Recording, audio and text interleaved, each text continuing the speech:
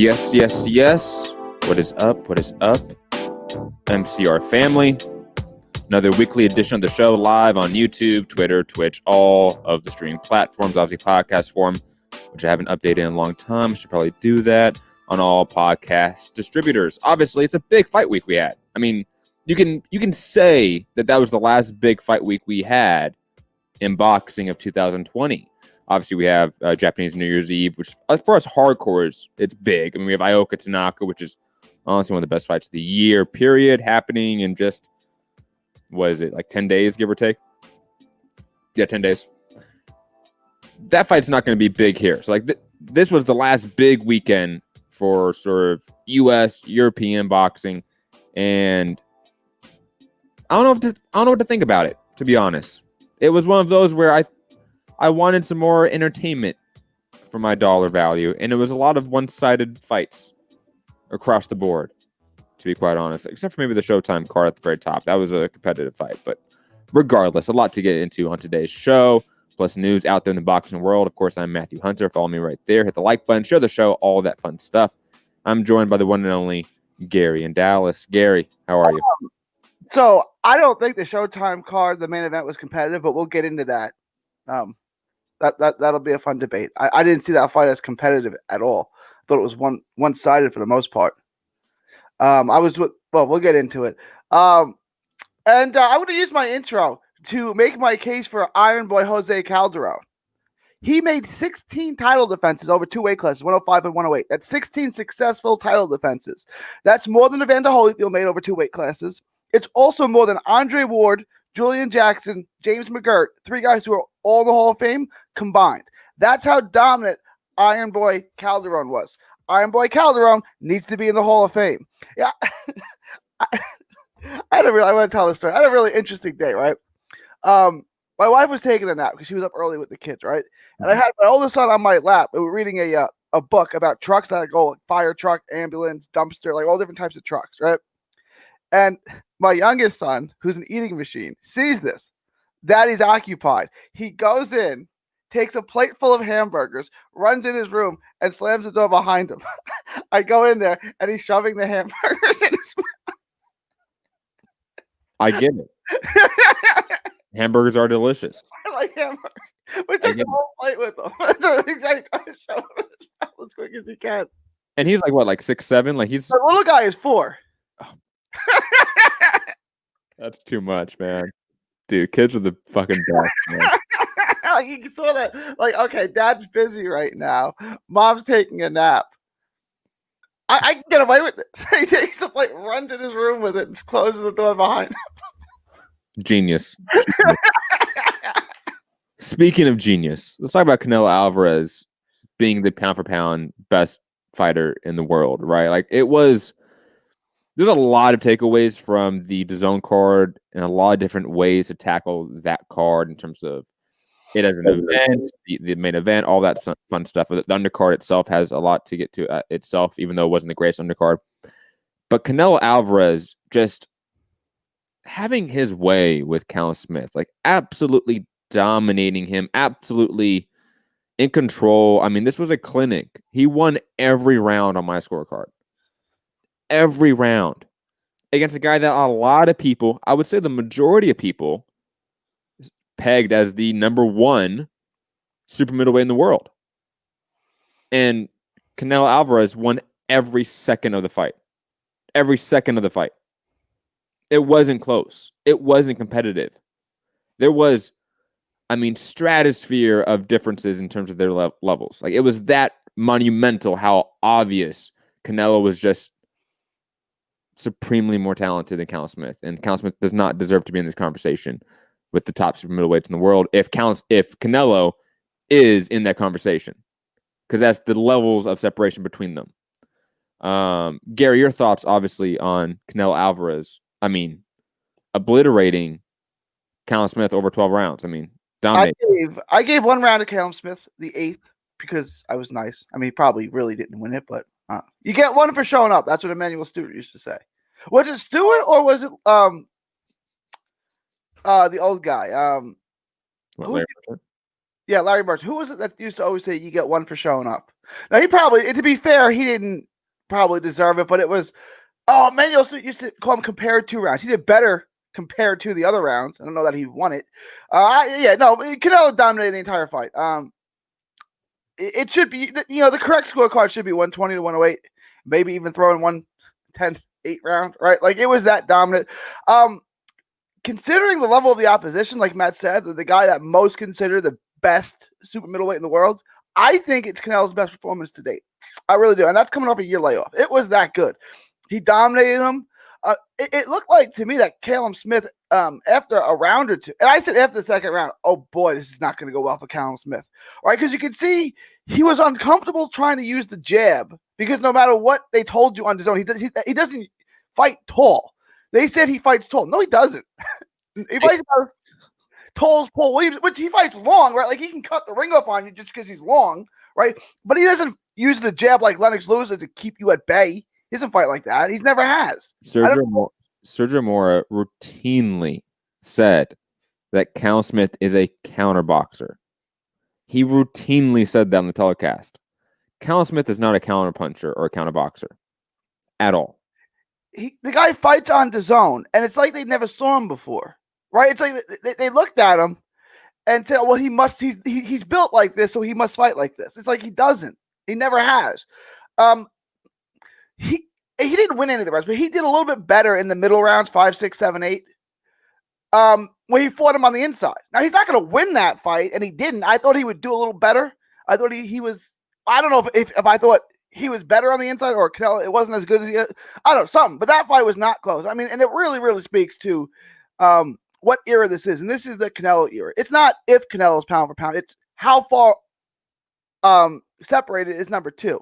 You know what I'm saying? It's not a question anymore. That performance, it would be like if Crawford went up to 160, beat the best guy at 160, came back down to 154, and obliterated Jamal Charlo. Be like, whoa, right? That's how good this performance was. And I don't really like when Canelo looks as good because I have to deal with Matt and Matt's fanboyism the next day. But it was that good of a performance. It was next level stuff against a really good high level opponent. You're lucky that I was so busy yesterday and I couldn't be in the group chat just posting Canelo pictures and GIFs like 24/7. Oh my God. Canelo Alvarez is the best fighter in boxing of this generation. It's not even a conversation anymore. Like there's maybe other guys that throughout their tenure as a boxer and as in their career, they could obviously amount to some success like Canelo in terms of just wins, maybe not, the magnitude and how large of an audience he's able to captivate. But, guys like Spence, Crawford, Inoue, even like Roman Gonzalez, like we're going to talk about him later on. If he comes back and beats Estrada in a rematch, like his legacy in this generation, I think, is almost unmatched as well, along with Canelo. Like we're talking about rarefied air of that super, super elite that we're talking about, the all-time greats, the truly, like not the how we throw that term around like it's just something. Like, no, the truly all-time greats. Canelo's in that mix now. Like when we talk about the all-time great Mexican fighters, I think Canelo is now somewhere in the top 10 or 15. Easily. Like look at his resume now. His resume is crazy. And he's got the win of a Cotto. So that's like if the Red Sox beat the Yankees, like that counts for more. Counts more. It does. It does. That's just true. Like honestly, like I don't think it's gonna be long till we start talking about Canelo or like Chavez Sr. as like the all-time best Mexican fighter. Like, you're always gonna have Salvador Sanchez in that conversation. Yeah. He was undefeated and he died at what was he? Santiago, 23 years old. He was so young, right? And he was so good. Like we never really got to see the best of him. Like he was just starting to hit his prime, and he's already the best fighter in the world at that point. Yeah. So Salvador Sanchez gets a asterisk. Because he was so good, so young, but we never got to see the best of him. And then you're right. Like at a certain point, like he's better than Marquez. Like, and I love Marquez, but he's better than Marquez. Yeah, or like Marco Antonio Barrera. Like even though we love all his wars, like he's better than those guys. I'm sorry here. Like what Canelo's doing in weight classes, he really shouldn't be fighting in. The dude's 5'8". Like I'm bigger than him. I'm taller than him. He's going out there and absolutely dominating guys that are bigger than him, taller than him, with longer reaches. And he's doing it in a way where he is dictating the entirety of the fight, right? Like Callum Smith is a guy that wants to be on the inside and exchanging. Look at how his brother fights, Liam Smith, right? And who also fought Canelo, who had more success. Why? Because he actually fought on the inside. Canelo, at this point in his career, now what, 3 or 4 years removed since that fight, right? Mm-hmm. Has evolved to a point where he can fight a taller, bigger, better version of Liam Smith and dominate him on the inside. Make it so where with Callum Smith doesn't even feel comfortable there. You feel like Liam Smith had more. I mean, Liam Smith probably didn't win any rounds either, but he had more moments of success. Absolutely. His brother did. Absolutely. No, there was points where that fight was in that era of Canelo where you could have a lot of criticisms about how he takes rounds off. Yeah. How he lays on the ropes and just takes damage. That was that era of Canelo where he wasn't as defensively sounded as he is now, or offensively confident or capable as he is now. Now, imagine if he fought Liam Smith today. Like, it would just be a totally different fight. The Canelo we saw 3 or 4 years ago is a different Canelo. The Canelo we see now is, like we've been saying, potentially one of the best Mexican fighters of all time. And that list is a long, deep list. So that speaks in of itself how great Canelo is. And I mean, I've been thinking about trying to rattle my mind around like what's next for him. Like, what do I really want? Because I think at this point in time, everything seems like food for him in a way. Like even Gary, I know you're going to hate this, but like Caleb Plant, like I don't think Caleb Plant has anything for Canelo right now. Like his style of play is not the one to beat Canelo. The Laura's that style, that super technical counterboxer style, they don't beat Canelo now. Why? Because Canelo's a better boxer than them. Like that's the reality. So you have to get somebody that is bigger than him, that will not be scared of him like Callum Smith was. Because let's be honest, Callum Smith at no point decided I'm going to be the guy trying to build some momentum. He, at the very onset of the fight, gave up all momentum, all pace, all control of the fight to Canelo. Why? Because he was scared to get caught by those shots. The second Canelo started throwing shots, it was game over. The difference in power and speed was evident. So guys like Caleb Plant, who aren't the heaviest hitters, guys like Billy Joe Saunders, who aren't the heaviest hitters, Demetrius Andrade, who aren't the heaviest hitters, they can't beat Canelo because now they can't outbox him. It's not the Canelo of 3 years ago. I think the only guy right now at 160 or 168 that could give Canelo issues is Dave Benavidez. And he even loses. Like, I don't pick Dave Benavidez to win, but he could present some issues to Canelo the other guys aren't. But he still loses because Canelo can outdo what even Benavidez does well, which is inside combination work.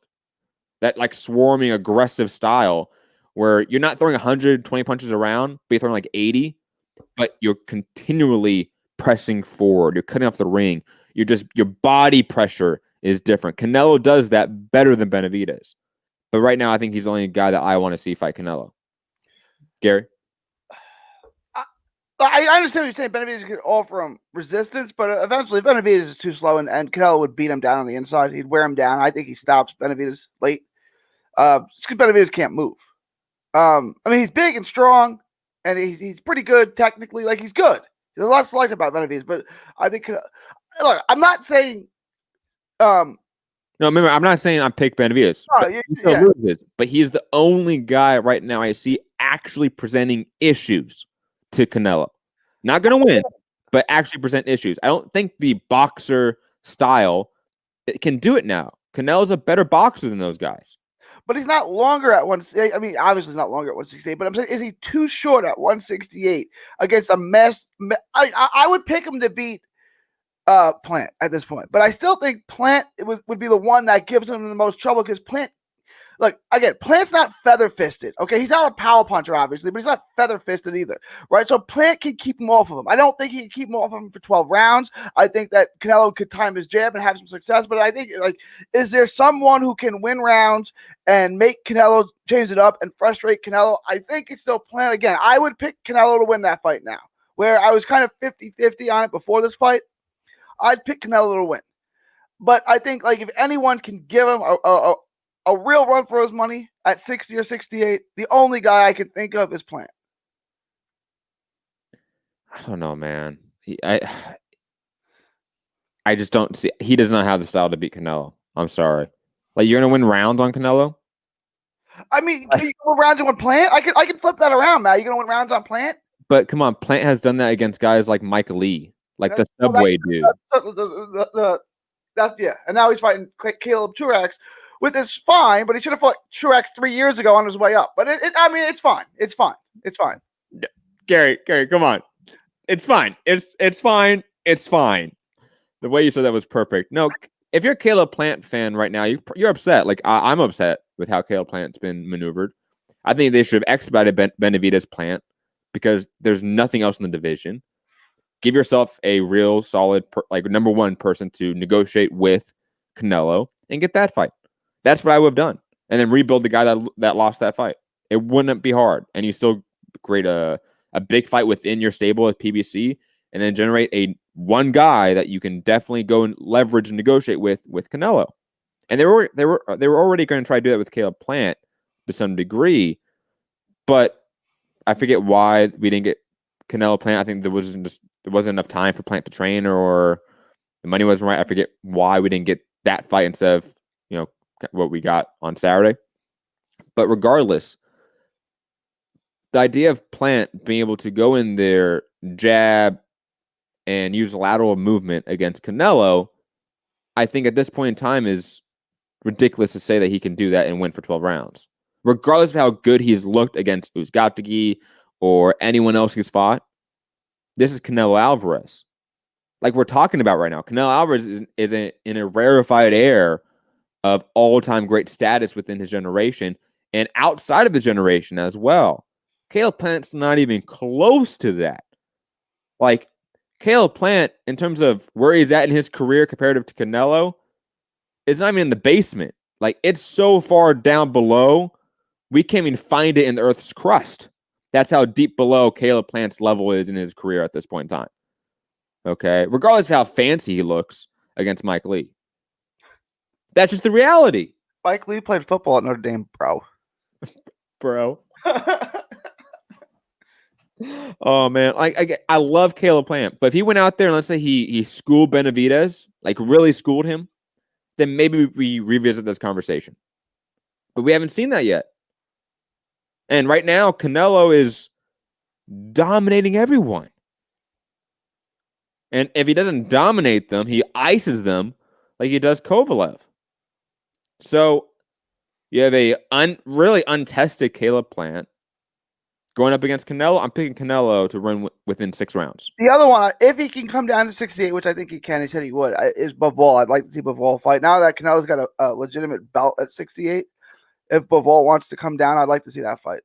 Not that I think Bivol would win. I just think that Bivol, his footwork, again, I think I would pick Canelo to win, but I think that could be an interesting fight. Bivol's really, really good. His footwork's really good. I don't think he does enough really well to beat Canelo, but Bivol is like a light heavyweight or middleweight version of Mikey Garcia. Like, he does a lot of things really well, and he's a jack of all trades, just an ace of none, right? Like, Bivol's good. I think that's an interesting fight. I think Canelo wins it, but I think it's a competitive fight. The difference is that Canelo's an ace in everything. Am I wrong? An ace in foot speed. I think what we've seen, let's say the first Triple G fight, was a great evolution of his lateral movement. Okay. Triple G, one of the better pressure fighters of his generation. Okay. And Canelo was able to routinely slip that right hand and just skirt out. Like, how many highlight reels do we see of Canelo slipping that right hand and just dancing out the side door? Triple G is completely shot. Based off of 2 wars with Canelo. Canelo made Triple G shot. No one wants to ever say that. The reason why we have Triple G not be the best right now, and we're going to get into Triple G later, is because of Canelo. No one is going to admit that. All the Triple G fans out there would never admit that, but that's why. Digressing, though. Any other thoughts on Canelo, Cal Smith? Cal Smith. Like, I don't know. Cal Smith looked like he wanted to box from the outside. And then, like, that didn't work. And it seemed like he was scared a little bit. Like, he didn't really like fighting Canelo, but he didn't quit. Like, I wanted to ask you, like, Should the corner have stopped it after round 9 or 10? Absolutely. Look, I understand. I'm fine with him not stopping it because look, he's a champ. It's the biggest moment of his professional career. I'm not going to stop it. But I flip that around. I don't think he was really fighting to win. No, He's taking a beating. So why let it go? Why let it go on? Like I was fine if they stopped it and fine if they didn't. Like this is his moment. This is what his entire professional life has been built up to. I'm not going to stop it prematurely. But at the same point, like, why let him keep getting hammered when he's not fighting to win? Yeah, I think that they just did that because it's the big Canelo fight, and you don't want to look poor in front of a predominantly. That was already out the window after the second inning. After the second round, he was looking poor. Like after the second round, this fight's not even gonna be close. Let me reframe how I say that. He didn't want to look like a quitter in there, even though those that are boxing heads know that. Stop it, then. You know what I'm saying? If your corner stops it, your corner stops it. Dude, it doesn't matter. Come on. The second he hugged Canelo in the 11th round in clinch up, that crowd, man, that crowd was like, boo, boo that guy, boo. No, I kind of get why he had to do it in a sense, but here's the issue. I don't mind if you're getting your ass beat and you're trying. I don't. He wasn't trying. Like, think about the jab. Like, you kind of, like, alluded to it at the very top of, like, us talking about this. And I kind of, like, mimicked it. But, like, think about, like, what his jab was throughout the 12 rounds. It was this. It wasn't even, like, a rangefinder. It wasn't to set up anything. It wasn't even a feint. He was so scared, he didn't want to commit to anything. And that's the reality. Again, go back in the first round, and you will see it when Callum Smith like lands like a couple punches, and like you can just hear the effect of the punches, right? And then all of a sudden, Canelo comes in with like a lead left hook or something, and the sound of it, the force of it, you can feel it across the television. Like, think about how hard you have to punch comparative to your opponent for us to hear and feel the difference across a TV screen. Okay. The second that happened, I think Callum Smith did not want to commit to anything. He didn't want to get iced like Kovalev. He didn't want to be made into a meme or a GIF. Like, that's what I think it was. Like, honestly. So whether you're scared or whether you wanted to survive, I think that's all semantics. But stop the fight then. Stop it. Like, it's not like I don't want to get posterized and get dunked on and be laughed at. Like, this is getting beat up. It's different than getting dunked on, right? Like, absolutely. I think his corner should have stopped it. That's what I'm saying. Yeah. I understand why he would obviously not want it to be. I get that, but like, it's your guy. He's not going to quit. You need to stop it. Like it wasn't like so. Although I think it was the 10th round, maybe the ref could have stopped it. But besides that, like, it wasn't to the point where he was answering. He was, he was still doing stuff. So the ref's not going to stop. It's like, this beating is enough now. The corners got to stop it. Should they stop every Broner fight now? Because he doesn't fight. That was a good one. I like that. And it's probably true. But someone asking, because I think we've been, we've been obviously high on Canelo throughout the show, and I'm a Canelo fanboy and stan. I will admit that any day. But someone asked if we can just talk about his weaknesses for a bit. I think Gary alluded to that for a bit, that Canelo's foot speed, traditionally speaking, is not the fastest or the most athletic. And I'll also say, generally speaking, Canelo, at least historically, is not the best athlete. Right now, he's seemingly a great athlete, so it's hard to like pinpoint what his athletic issues are nowadays, when before it seemed to be cardio, seemed to be a lateral movement. Certain sense of like explosiveness wasn't really there in his earlier form at welterweight and the very beginning of junior middleweight for him. But right now, I think how you defeat Canelo is you have to take the fight out of him. You have to go to the body. You have to definitely impose your will. And I talk about that as like a sort of an ethereal thing, I think, for a lot of people, but that's a real tangible tactic to use. If you're the one dictating the tempo and the real estate of the fight, and trust me, fighters in the ring know who's the one controlling the fight. That's what I want. The one thing I want to say is I want to see someone try to get to his body, which you think Triple G would have been that guy. And in their first fight, he landed like 6 body shots. It's like Mexican style, throw 6 body shots. Like, You need to attack the body, take the cardio out for sure. I think you definitely need to press him against the ropes. Like we need someone like a Benavidez who's bigger, stronger, that can impose his will, not be scared of Canelo, and press him, throw 100 punches around. Like you need someone to go for broke on that type of style because Canelo can outbox you. He can outpoint you. He can do anything he wants in the ring and potentially outfight you in that dogfight too. I think that was Jacob's game plan. Like, I think that's what they game planned for. He just wasn't good enough to execute it. You know what I'm saying? Like, I think that's what they wanted to do, but he just couldn't do it. I think for the first half of the fight, he definitely tried to be the boxer with Canelo and try to fight at range. Yeah. That wasn't working. I think he switched to southpaw, like round 4, 5, 6, whenever that was, right? And then he tried to impose sort of his offense more, tried to explode more with sort of flurries and sort of like bursting of combinations, not sustained offense and combinations, but burst of offense. And that has success with Canelo. Because if you're bigger, stronger, and potentially faster than him, then yeah, you can catch him. If you throw enough punches, you're going to catch him. Like this is just mathematics here for a certain degree, right? Like it's just like odds, like statistics. Like if you throw enough punches, eventually some will land. Okay. The difference is like if you throw punches with conviction or not. If you throw punches with the actual intent to do damage or to survive, to fend him off of you. That's the different style of punching. Callum Smith was punching him and trying to fight Canelo off of him, not trying to actually fight Canelo. That's the difference. So you just need someone to not respect him. Triple G, to his credit, I mean, for a lot of people think that he beat Canelo. And how he did it was kind of how I would train someone to fight Canelo. Press him, attack the body, a lot of jabs, and try to impose your will. Second fight, he didn't do that as well because Canelo was the one pressing forward. In the first fight, Triple G had a lot of success. You can't deny that. Gary, any other thoughts on Canelo Alvarez and Callum Smith? You want to go to the undercard? Yeah, let's go to the undercard. I want to ask one question about Andre. Did you enjoy Andre's ridiculous comments, or do you think they were ridiculous? I think we should bring Andre back for every DAZN show. I thought that was good. I enjoyed that he had no filter. My honest take is, before I get to the jokes, is that I thought Andrade was routinely disrespect on the telecast. To be honest, I thought he did a pretty stand-up job not reacting to the in-your-face disrespect that the entire broadcast team had for him. Yeah, what was that about? I don't know what it was, but I can't imagine how he would feel. Like, think about it, you're a top middleweight, you're a champion in the weight class. You were the first Matchroom USA signing.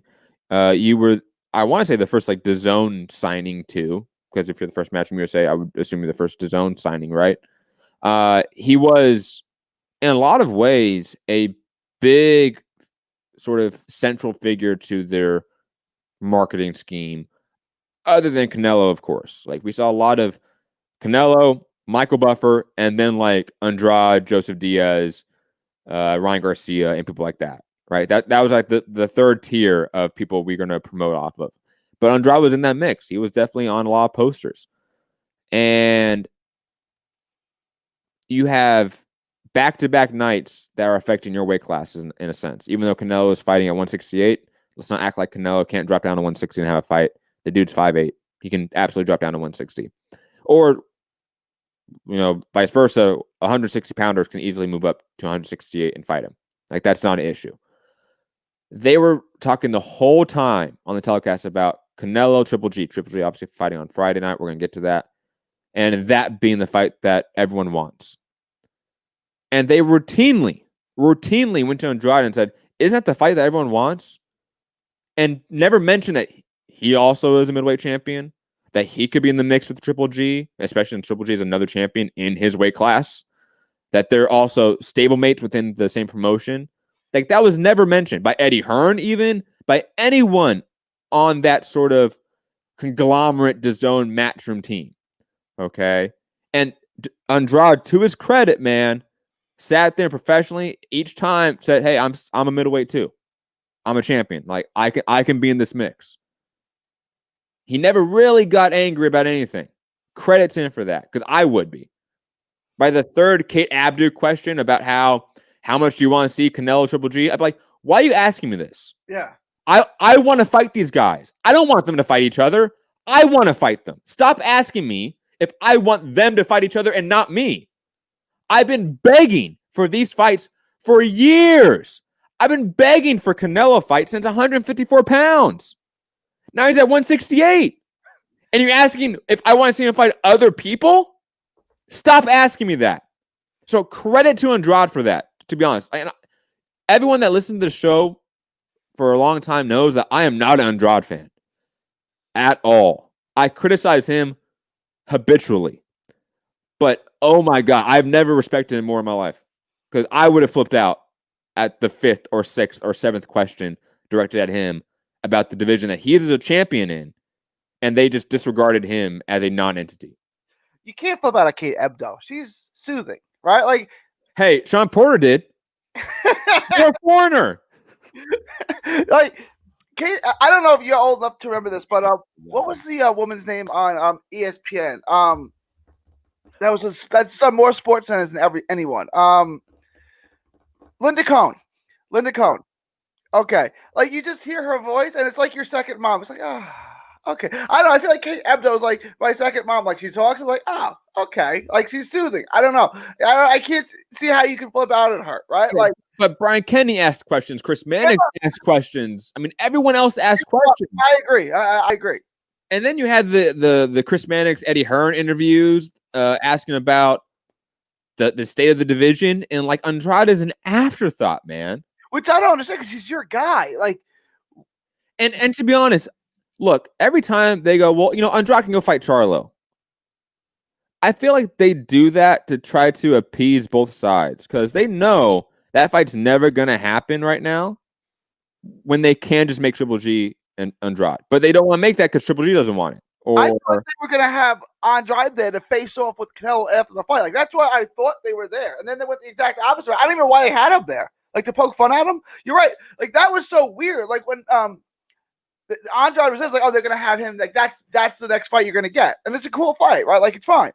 And then like they didn't even like, that's Andrade versus Canelo. That's ridiculous, right? Like there was even like one time where like I think it was Chris Mannix talking about Canelo, Triple G, and then we can have like Benavidez Plant, and then we can have like Billy Joe Saunders versus maybe Callum Smith if Callum Smith loses, and you just start rattling off fights, and then he was like, oh, and then we can have Andrade Charlo.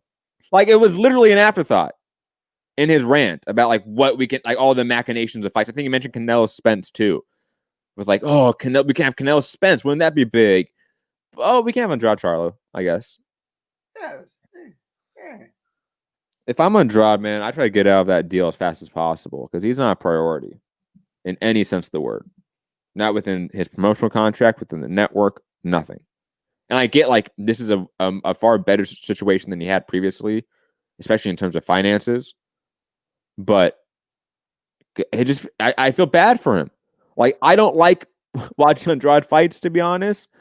But he deserves to be a good B-side foil to these top guys. He deserves his time in the sun. If he loses, he loses, but he deserves the spot. Andrade's a millionaire professional athlete. Isn't that what he said when he got pulled over with the gun in his car? That's right. Boss. That was awesome, Andrade. No, I don't think we really get Canelo Triple G next. If you have to like ask, like if like gun to my head, if I had to predict what we get, I don't think we get Canelo Triple G. So why don't we just get Triple G Andrade? Like why do we avoid this? Let's get Triple G Andrade and let's get Charlo and Canelo. And let's be honest, Triple G, he's looking really good under the snack system right now.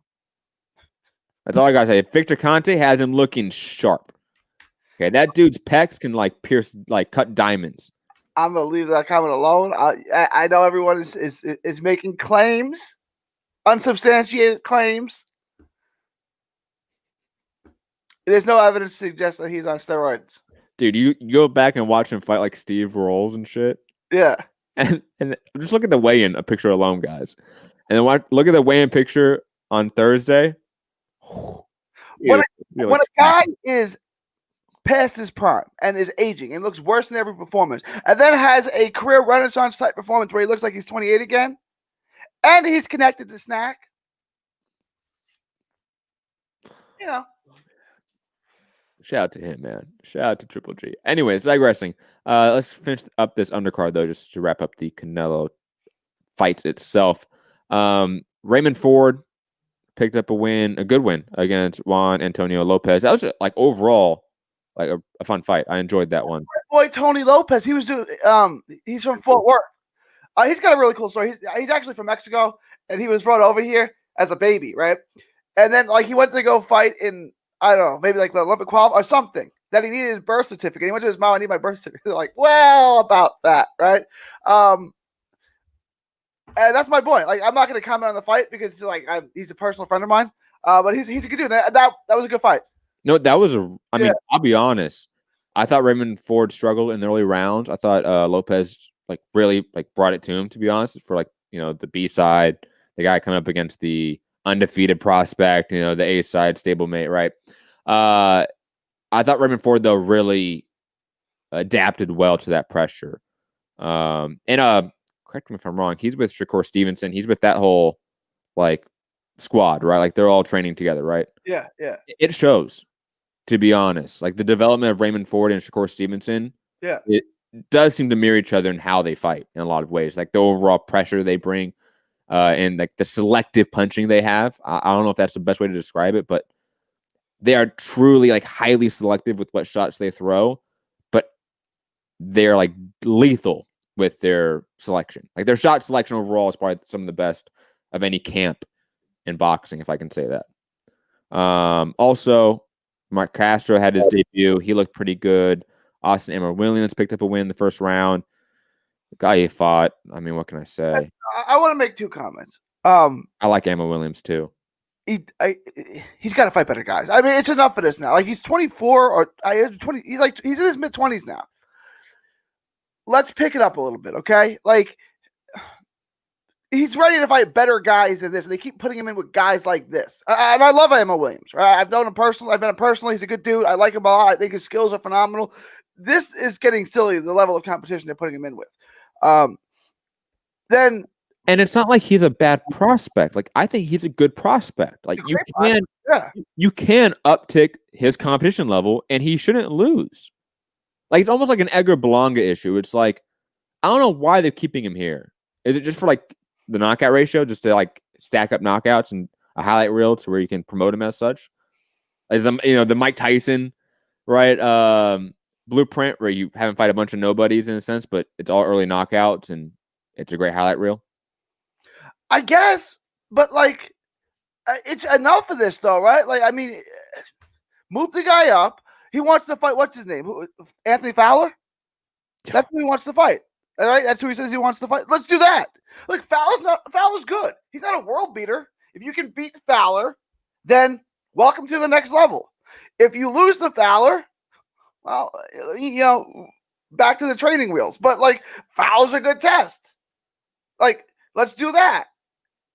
Yeah. I don't know. What is your expectation of Anthony Fowler? Do you think Fowler's going to be a unified? No, Fowler's. Dude, the dude, he's even a domestic level guy in terms of at the very top of the UK level.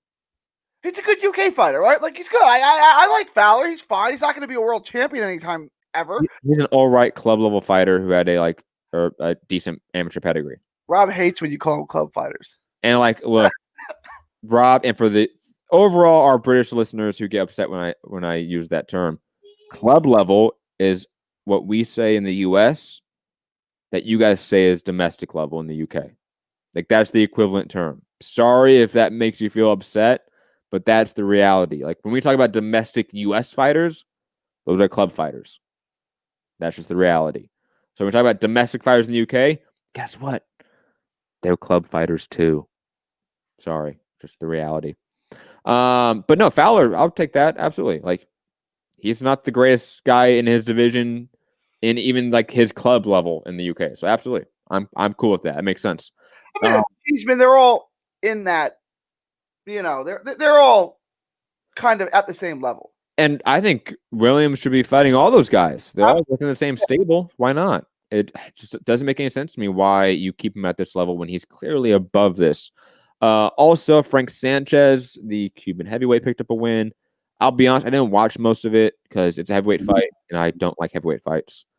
Frank Sanchez was on what card? There was so many fights on this week. I can't keep. He was on the Triple G card. No, Canelo card. He was on the Canelo card. Yeah. Okay, he fought somebody who was terrible, who got blown out by Tom Swartz. I wasn't that impressed with Frank Sanchez. I've been impressed with him in the past. I didn't think that performance was real good.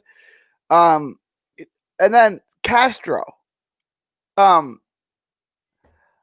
This is the guy that they have. Hey, it's one fight.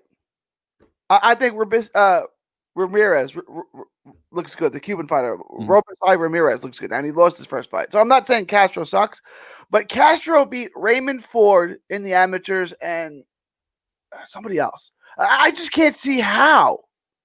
Right? Like I don't see him as that good. Like I look at Raymond Ford like, wow.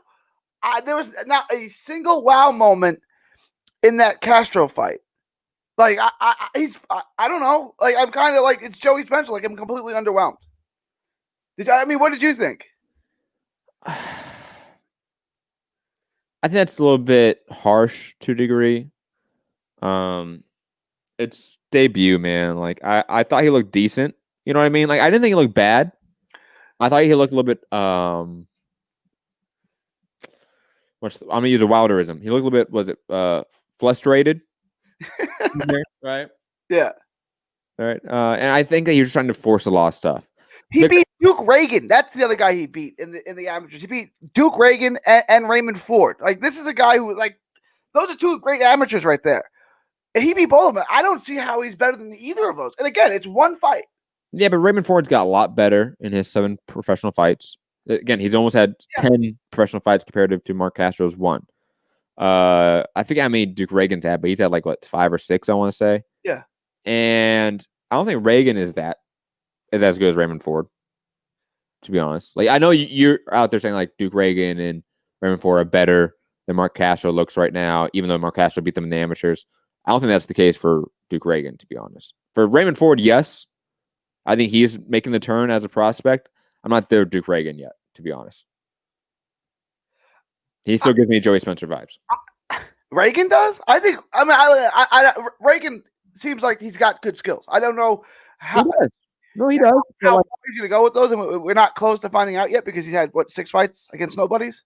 But there was nothing, like, if Zion Williams came in his first game and scored 8 points on 4 of 7 shooting, right, it's like 3 rebounds, like, what's the big deal about this? I'm not saying Castro is bad. I just don't see what all the hype. Like they put him in a co-main event at a Canelo fight in his first ever fight, right? Like this is Corey Stevenson stuff. I didn't see this guy is next level stuff. That this guy's the future. Like, I don't think. First off, Mark Castro was a Zion Williams type prospect. First off, secondly, I do think it's obviously a really hard comparison to like the NBA college sort of leap. To like boxing amateurs to boxing pros. Sure. Because even like the greatest amateurs have like a long or medium path to the top of the pros, no matter how great they are as an amateur. It takes them a while to get to the top of the pros, except for, very few rarities, right?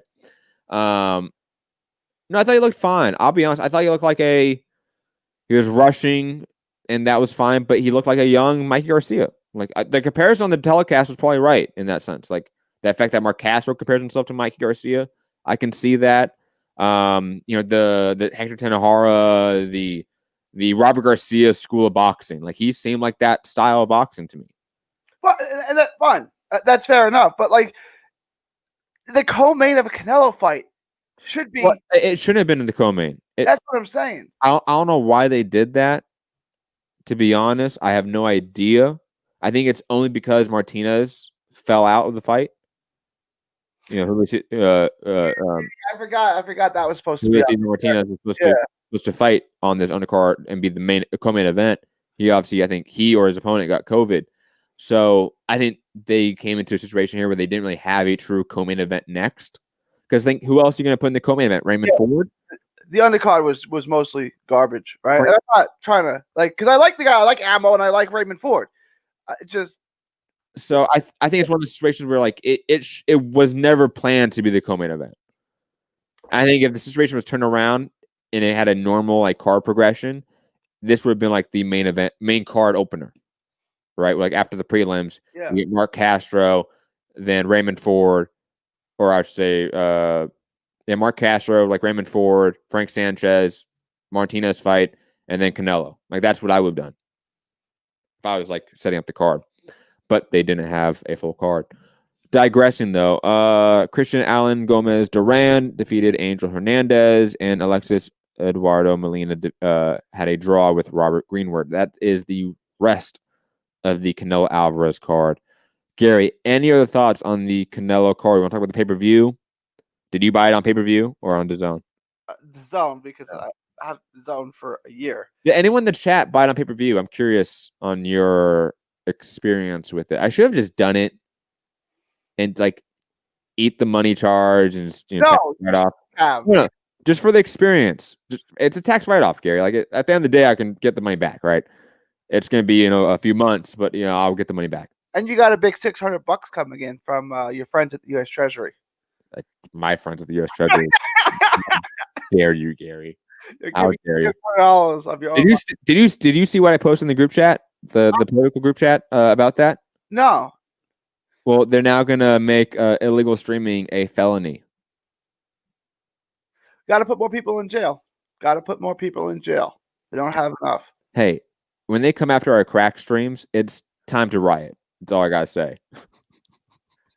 I don't know how you can charge me. You can only charge the person who put it on. I think the way my keyboard, the way it was, the way the proposition was spelled, I think alludes to that, or at least implies that. It wasn't explicitly stated that the like hosts are the ones that are going to get criminalized. It's just those that, I forget the term it said, like profit off of it, but like you can make a very strenuous argument that consumers profit off because they don't pay the money for that content.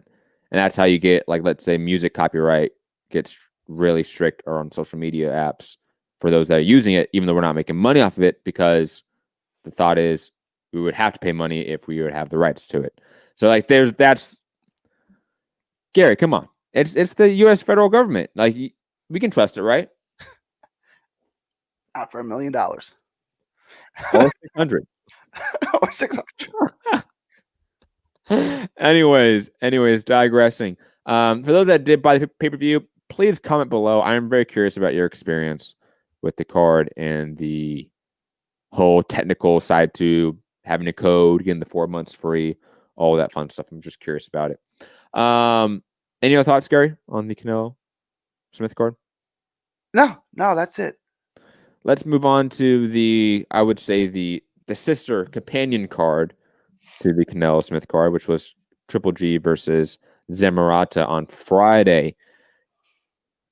Gary, we kind of already alluded to our thoughts on this issue, or this fight, I should say. And my brief thoughts on it is that Triple G largely dominated this fight from beginning to end. This was very much vintage style Triple G, especially comparative to the Derevchenko fight. But that was to be expected. Zamarata was a guy that had fought no one, didn't have any knockout power, was never going to be a real threat to Triple G, and it showed. I'm actually shocked it took him so long to actually finish Zamarata, to be honest. I thought he was going to finish him within the first couple rounds, as it was looking that way, and then Zamarata was able just to hang on by dear life. I and others, though I will just say that I'm not going to speak on others, just me, I should say, have been out there stating that Triple G's affiliation with Snack has been a great boon to his success in this fight. And I think it will be a boon to his success overall in the next couple years. Like, if we see Triple G versus Andrade, that would probably not have WADA testing, or VADA testing to any degree, I should say. Not WADA, VADA testing to any degree. So Triple G should be fine, and he should actually have some vintage-style performances to end his career. Good for him. I'm happy for him. I also wonder about his restructured contract. Just curious about that. I have no real thoughts on it yet because I don't know about it. But Triple G looked fine. He looked, again, vintage style against a guy that was no one. Do you think that was part of his renegotiated deal? Look, all right, we'll make sure if you sign this contract for half of what your original contract was for, we'll make sure you don't have to take another VADA test as long as you live. You walk away from this contract, you got to take a VADA test every day. Yep. No, I think so. I watched some Zamorata prior, like a couple of nights before the Triple G fight, and I said he wasn't good. I thought he would do better, like just because I thought he was more athletic than maybe he was. Like I thought he was quicker than he was. You forgot about Victor Conti. Yeah. There's that. I was impressed with Triple G. I don't think he's as washed as I thought he was. And why that is, we can talk about all day long. What I'm just saying is that at this point, what I saw this weekend, I say he's not as washed as I originally thought he was. I think he still loses to the people we were talking about before this night or before Friday night. Probably, because those people would destroy Zamorata too. That's thought, right? Like Charlo, Andrade are the other two big names at middleweight right now, right? I can't think of anyone else than them. I picked them against Triple G. Triple G against Canelo. I picked Canelo by devastation this time still. That's just the reality. Triple G against Billy Joe Saunders. I pick even Billy Joe Saunders, I'm not a fan of. Like, start rattling off names that are at the very top. I'm picking Triple G to lose in all those fights. It's like when in college football, when the first 2 weeks of the season, when you play UTEP or Northwest Louisiana Tech, right? And you beat them by 50 points. Like, wow, they're winning games by 50 points. Easy. Everyone in the top 25 would beat them by 50 points, right? Like, I kind of feel like that's what Triple G did to Zamorata. Like, Charlo, Caleb, like everyone would have did that to Zamorata. Andre, Canelo, like they've all would have done that to him, probably quicker. Yeah. So, I mean, what do you want to see for Triple G next? Is it like, do you just want, I'm of the opinion, I'll be honest, that I just want the Canelo fight, even though I don't think it happens next. I want Canelo to destroy him. You want Canelo to end his career. Well, not that. I just want this conversation to end. Like, I'm tired of hearing anytime these two guys fight, are you guys going to fight each other? I'm tired of it. I'm tired of the fans talking about it. I'm tired of the Triple G fans talking about the first two fights and how Triple G should have won. Like, I'm just sick of it. Like, fuck it. Like, just make the Triple G fight and just end this bullshit already. Because it would be a finality. There would be finality to it because Canelo would win. It would be 2-0-1 in the series. It would be over. We'd be done. Move on. I think if Canelo, like Marquez with Pacquiao, like Marquez, like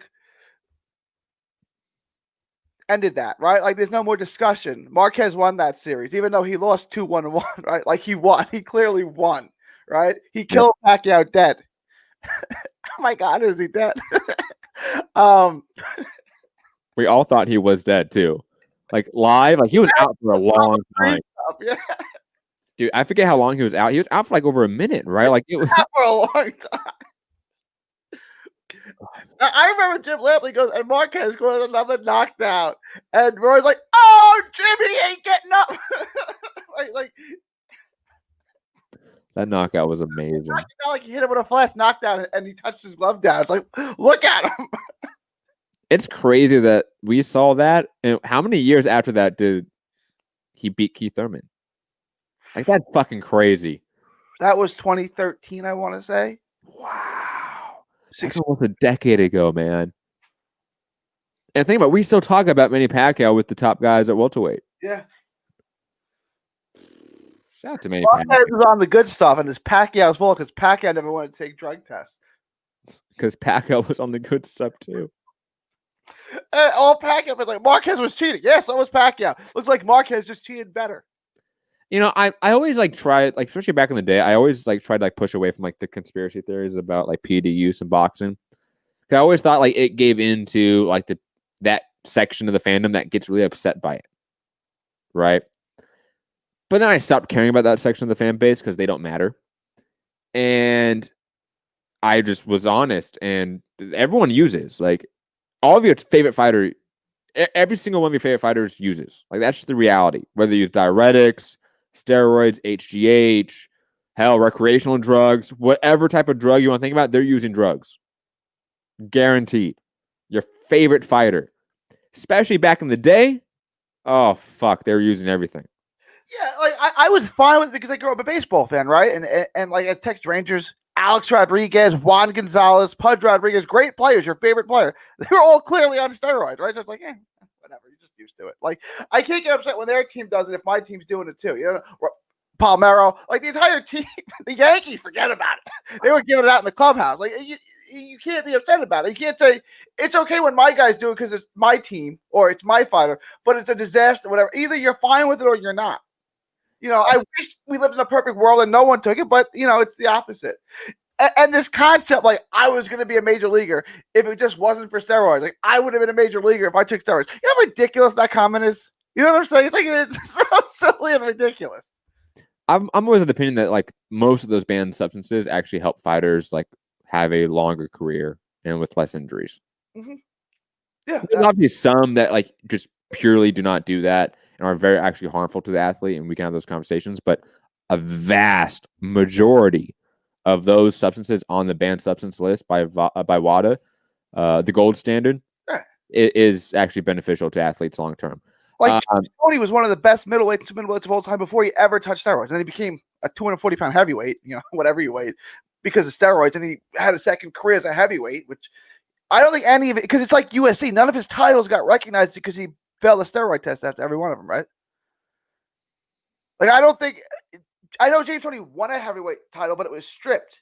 Yeah, then it wouldn't be validated then. Yeah, I think he won it twice in each. Someone check that. I know he won at least one because he beat Ruiz. Like Tarver. It's like Antonio Tarver. Every time he had like a really big fight and won, yeah, motherfucker popped, man. It was so sad. It's like Reggie Bush didn't win the Heisman. It's like, well, he did, and the UFC didn't win a national championship game, right? It's like, that's Reggie Bush shouldn't have won. It should have been Vince Young, but that's another story. Can we just give it to Vince Young now? No, because they both had awful NFL careers.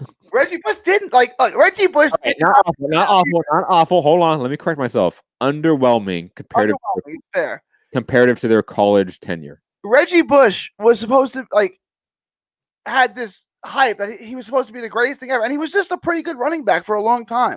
And it's like, oh, what a disappointment! It's like he wasn't. Like, he was good. He just didn't live up to the expectations that you set on him. That he was going to be the next Barry Sanders. Quickly, Santiago correcting us. Pacquiao Marquez 4 was in 2012. Wow, 2012. Yeah, Mayan calendar year, man. That was a good year. Sufi guy saying Jack Johnson was pure. Dude, I'm sorry to say this, but in that era, like every substance in your home had cocaine in it. So, but it wasn't on the ban list, I would imagine. There wasn't a list to begin with. Oh god. But yeah, I mean, like back then, like especially go that far back, like you had like chewing gum that was like 80% cocaine. Those motherfuckers were just high all the time, man. I'm telling you. Back in the Old West, those motherfuckers were on heroin and cocaine 24/7. That's why they shot everyone and were crazy. It just makes sense, guys. Come on. Moving on. What's else on this card? Get back to it. Akhmedov losing to Carlos Gongora. This is probably the fight of the weekend, to be honest. I don't know if it was technically in terms of like the consensus of us fans, but this was a really fun fight and an upset to boot. Just love it. Magnifico. And Gongora, I mean, he looked good. I'll be honest. Like he was struggling in the first few rounds, but I mean, he knocked out Akhmedov, who was a highly touted undefeated prospect. He's now taking all that hype as he himself, Gongora, is an undefeated prospect in a division that doesn't have a lot of talent. So he's immediately a name, I think, in a lot of people's minds. Good for him. Like he's going to get a big fight soon. Yeah. This had like a Bradis Prescott feel when he knocked out American. I know it wasn't one round, but like, you know, it's like, okay, we'll put him in with an undefeated prospect who's not exactly setting the world on fire. It's a good name. It's a good win. And then he loses, right?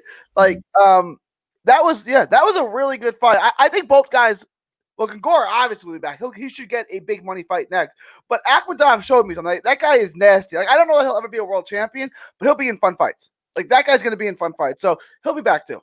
Absolutely. And like we're saying, it's 168. 168 is one of the weakest divisions in the sport. Okay. You can be not that great and be in some big fights comparative to other divisions because there's not this parity of talent within 168 pounds. Also on the card, John Ryder versus Mike Guy, Haney Choi versus Calesta Zagado, Rashad Maddie versus Dennis Okath, Jalen Walker versus Daul. I'm not even going to try to pronounce that one. Gary, any other thoughts on this card? Sean Maddie is I thought he sucked originally. That guy's pretty good. Like he's still got a ways to go. He's still really early in his career, but he's progressing. Like he's becoming like he's not just a puncher. Like he's progressed more than White Chocolate. I know they're always linked together because they're both from New York and they're both about the same age and almost like one is Maddie's 54 or 47. Like they're close in weight, like they're close in age. They're from the same city. Like they're always linked together. I think Maddie now is actually look. White Chocolate is going to be in a lot of fun fights like Akhmadov. I don't know how good he is. Maddie looks like he's developing. Maddie's becoming pretty good. That's my only thought on that. Like he's a pretty good boxer. He's a two-fisted fighter now. Maddie's becoming something.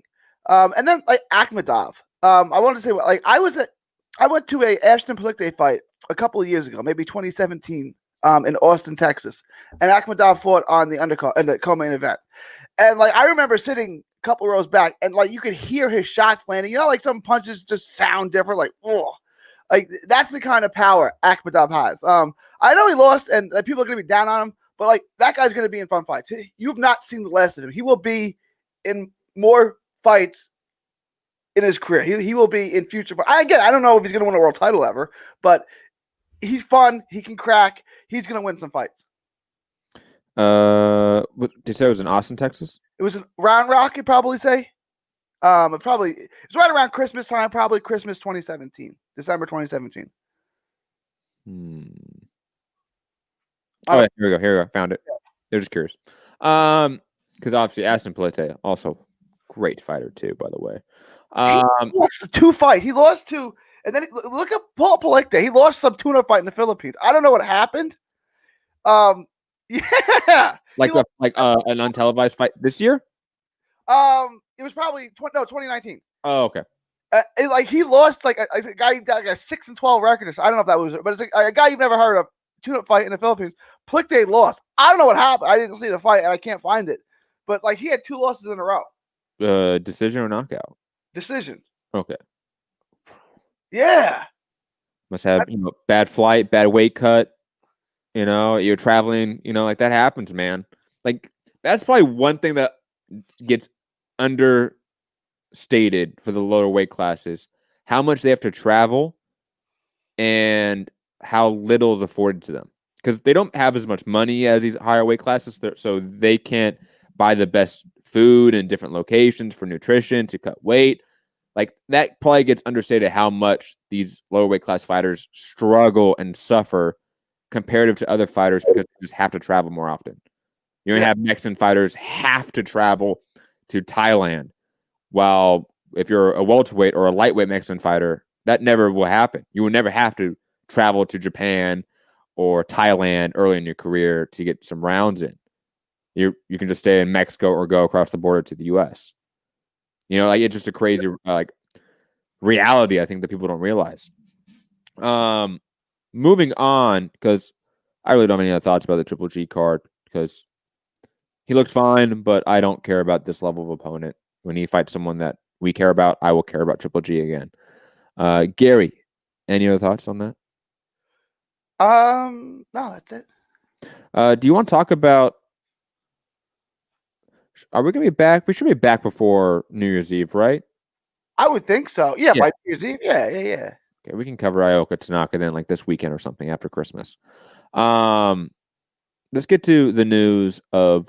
You don't want to do the Manuel Rodriguez fight? Did I skip that? Yeah, we did. I mean, the undercard, both fights ended because of a headbutt. Dude, the undercard pissed me off. I'll be honest. Boots was looking good. I mean, that headbutt was nasty. You couldn't let it continue. I get it. But Boots was looking real good.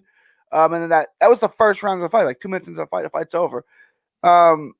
Gary and Which one is it, Gary? Antonio Russell. Antonio Russell. His fight with Payano, it was just ugly. I put it that way. It was a lot of clinching, a lot of rabbit punching, to be honest. I didn't think either guy really found sustained success throughout the fight, to be honest. It just wasn't that entertaining. It was just an ugly fight. Like the styles just didn't mesh well in a way. Enos was, on his way to beating up and knocking out Chris Van Heerden early, in my opinion. It was looking like it was going to go south fast for Van Heerden, right? The best thing that happened was and that headbutt was gruesome, by the way. Like they both got dinged up by it. Like you don't see that too often. That headbutt was gruesome. That was the best thing that could have happened to him. Get out of that fight. Dude, that was a nasty cut too, man. It's a bad cut. But the main event, though, a lot of controversy surrounding the main event. Emmanuel Rodriguez losing via split decision to Ramon Gaballo. I'll be honest, I did not score this fight, and I have not gone back and watched it since I watched it live. So I'm not going to have the best analysis of this fight. I should be honest, and I should apologize because this is actually one of those fights I should have gone back and watched because of the controversy.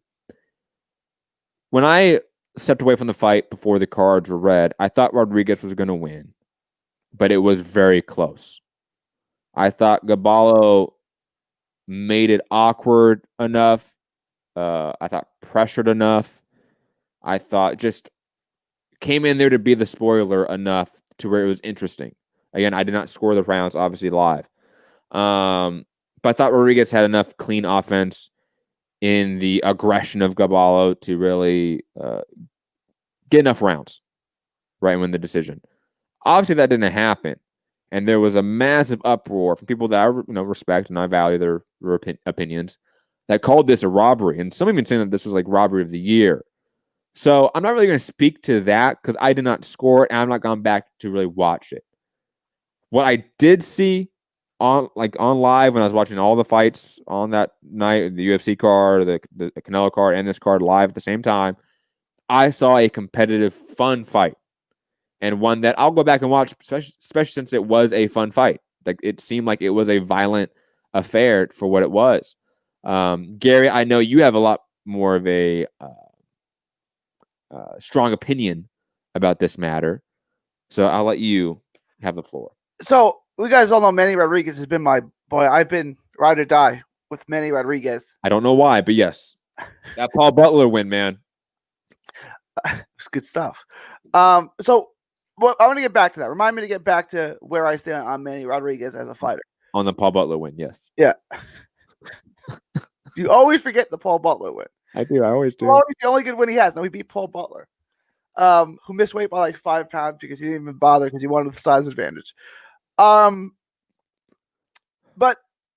look, I don't know how you give any of the first 5 rounds to how you Gaballo.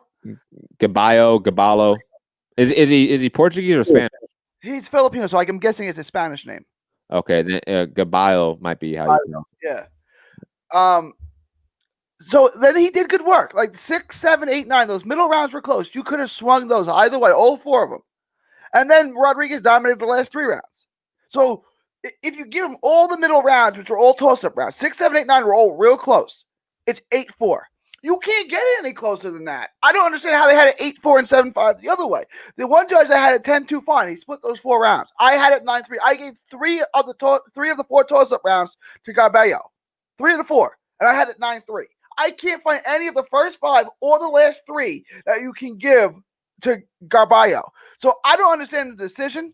I didn't think the fight was close, although there was some competitive rounds.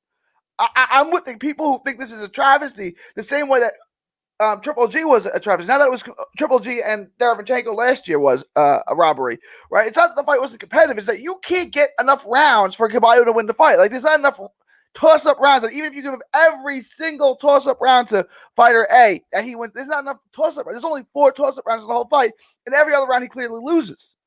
I don't know how you get there. And like, does anyone disagree with me? Does anyone give any of the first 5 or the last 3 to Caballo because I can't see it. You know what I'm saying? Raul Marquez scored at 12-0 for Manny Rodriguez. Now, I probably wouldn't do that.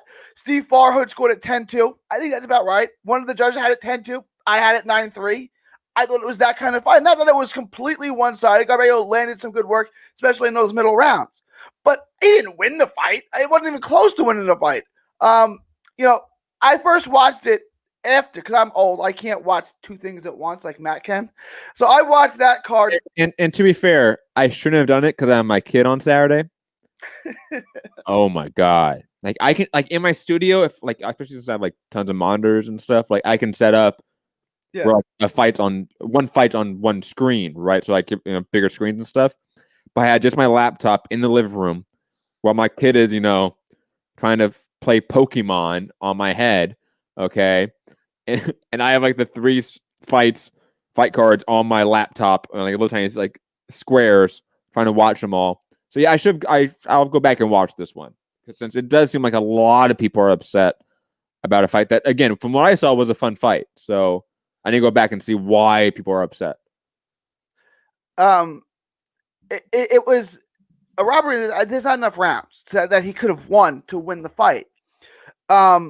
I watched it after I watched the Canelo card, right? So I watched the first two fights, and then I fell asleep after round 6, and thinking I didn't miss anything. And I saw Caballo got this. It's like, what? What did I miss? Right? So I go back and watch it, and it's like I didn't miss anything. I mean, he made it competitive for a while, but Rodriguez clearly won more rounds.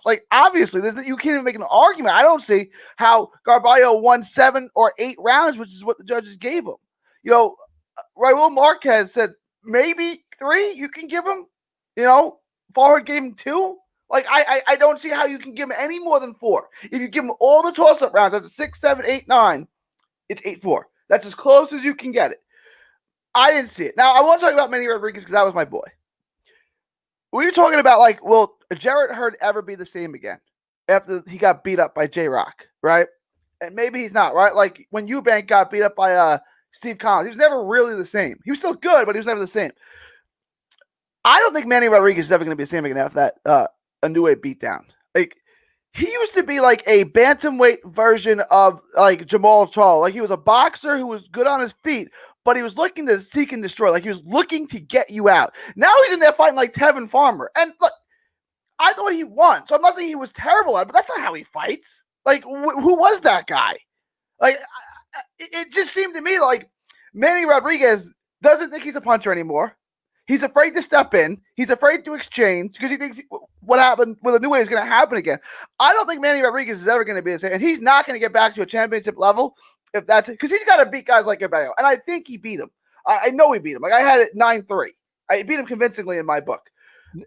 Are you being maybe too harsh on him because he, in your mind and most people's mind, he won clearly, and this was his first fight back since that Inoue loss? Maybe. Am I being too hard? I didn't see the same fighter that I saw post knockout, right? I see a different fighter in there. I'll put it this way: as someone that is not as high on Rodriguez as you are, right? I would say you're being a little bit too harsh on him right now. Give him another fight, maybe 2 fights, which he has a loss now, right? He has to probably fight a lesser competition, lesser capable in terms of competition. So I would see that happening. And I would see him having another 2 fights, 3 fights, so we see him at the top again. So I would wait and see on him. I never thought he was the greatest thing in the world. So what I saw on Saturday night kind of was what I expected. He's got to fight Josh Greer in my battle of unfulfilled potential bantamweights, and the loser's got to retire forever. Dude, those poor Gary, I'll give you credit, man. Even though you do what's the term? Hitch your horses or hitch the wagon to certain prospects that clearly would never be the guy. And then they start really proving that they're not the guy. You stay with them, man. Credit to you, man. You're not one of those fair weather fans. Was one of them, right? Josh Greer, Manny Rodriguez. Although Manny Rodriguez won a world title. Yes, he won a vacant belt against Paul Butler, granted, but he won a world title. Yeah, just like Andrade won a world title with Walter Condopa. Right, it's the same thing. I get it. I get it. It's not that. I mean, The difference is that Rodriguez then fought like the best guy in the division. Got destroyed in one round, right? First round or second round? First round knockout. Second round knockout. It was quick.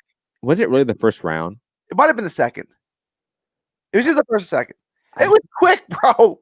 I remember it being like a little bit longer than that. Hold on, now I gotta look it up. I'm sorry. We gotta wait.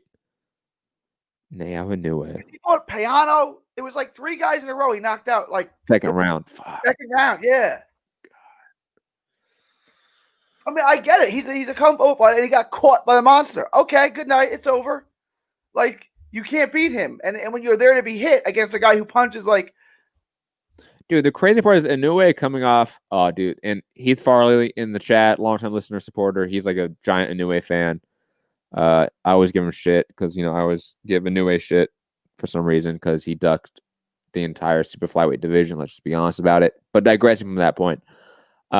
credit to Inoue here. I mean, coming off of about a year layoff, just under a year layoff, the orbital bone fracture, and just wipes the floor of Jason Maloney. Credit to him, man.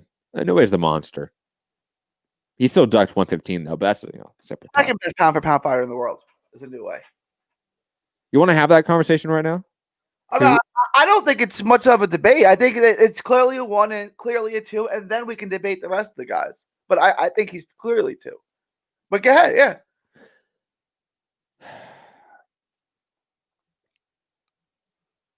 Make the argument, if you can, Gary, for why Inoue should be ranked higher than Juan Francisco Estrada.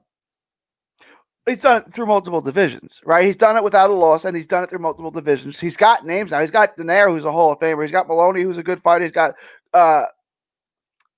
Nieves, right? He's got names. So, like, if you just stack their resumes, I don't know. His resume is probably better, and he's done it in 3 different weight classes while skipping over one, right? Because he went from 105 to 112, right? But wait, 112. He started at 108, skipped 112, 1 to 115. Yeah, 108, skipped 112, 1 to 115, then 118. So what is he, 27 now? Right? So he's done this in a relatively short order. One more weight class, and he's done what Canelo has done, basically, right? Like, and I get it, he hasn't had as many good fights as Canelo had, which is why he's not number 1, he's number 2. But he's destroying everyone. The only guy he didn't destroy was Dinero, a Hall of Famer, who he beat. Almost stopped him in a great fight. Everyone else he's destroyed. Good fighters, Payano, Maloney, Manny Rodriguez. Good fighters, Manny Rodriguez, Coco Canoy, Nieves. Good fighters. He destroys all of them. They're not even close. They're not even at his level. The only guy who was at his level was Donaire, who's naturally bigger and a Hall of Famer. My counter argument to that is that Inoue has never beaten a contemporary pound-for-pound fighter. Estrada has. And he's about to beat 2 of them. He's got okay. You're presupposing he beats a first round. But he still has the one over Inoue, right? Yeah. He still has the one over Inoue. And vice versa. Like if Gonzalez, let's say, beats Estrada again in a rematch, I mean, we can have the conversation about how he has a better resume than Inoue as well. I mean, Inoue's best wins are what? Donaire. Well, Payano. Donaire's the best win, right? Payano, Jamie McDonald, Nieves, Kohei Kanoi, and then on his jump up fight from Navarez, Omar Navarez, when he went from 108 to 115, he knocked him out in the second round.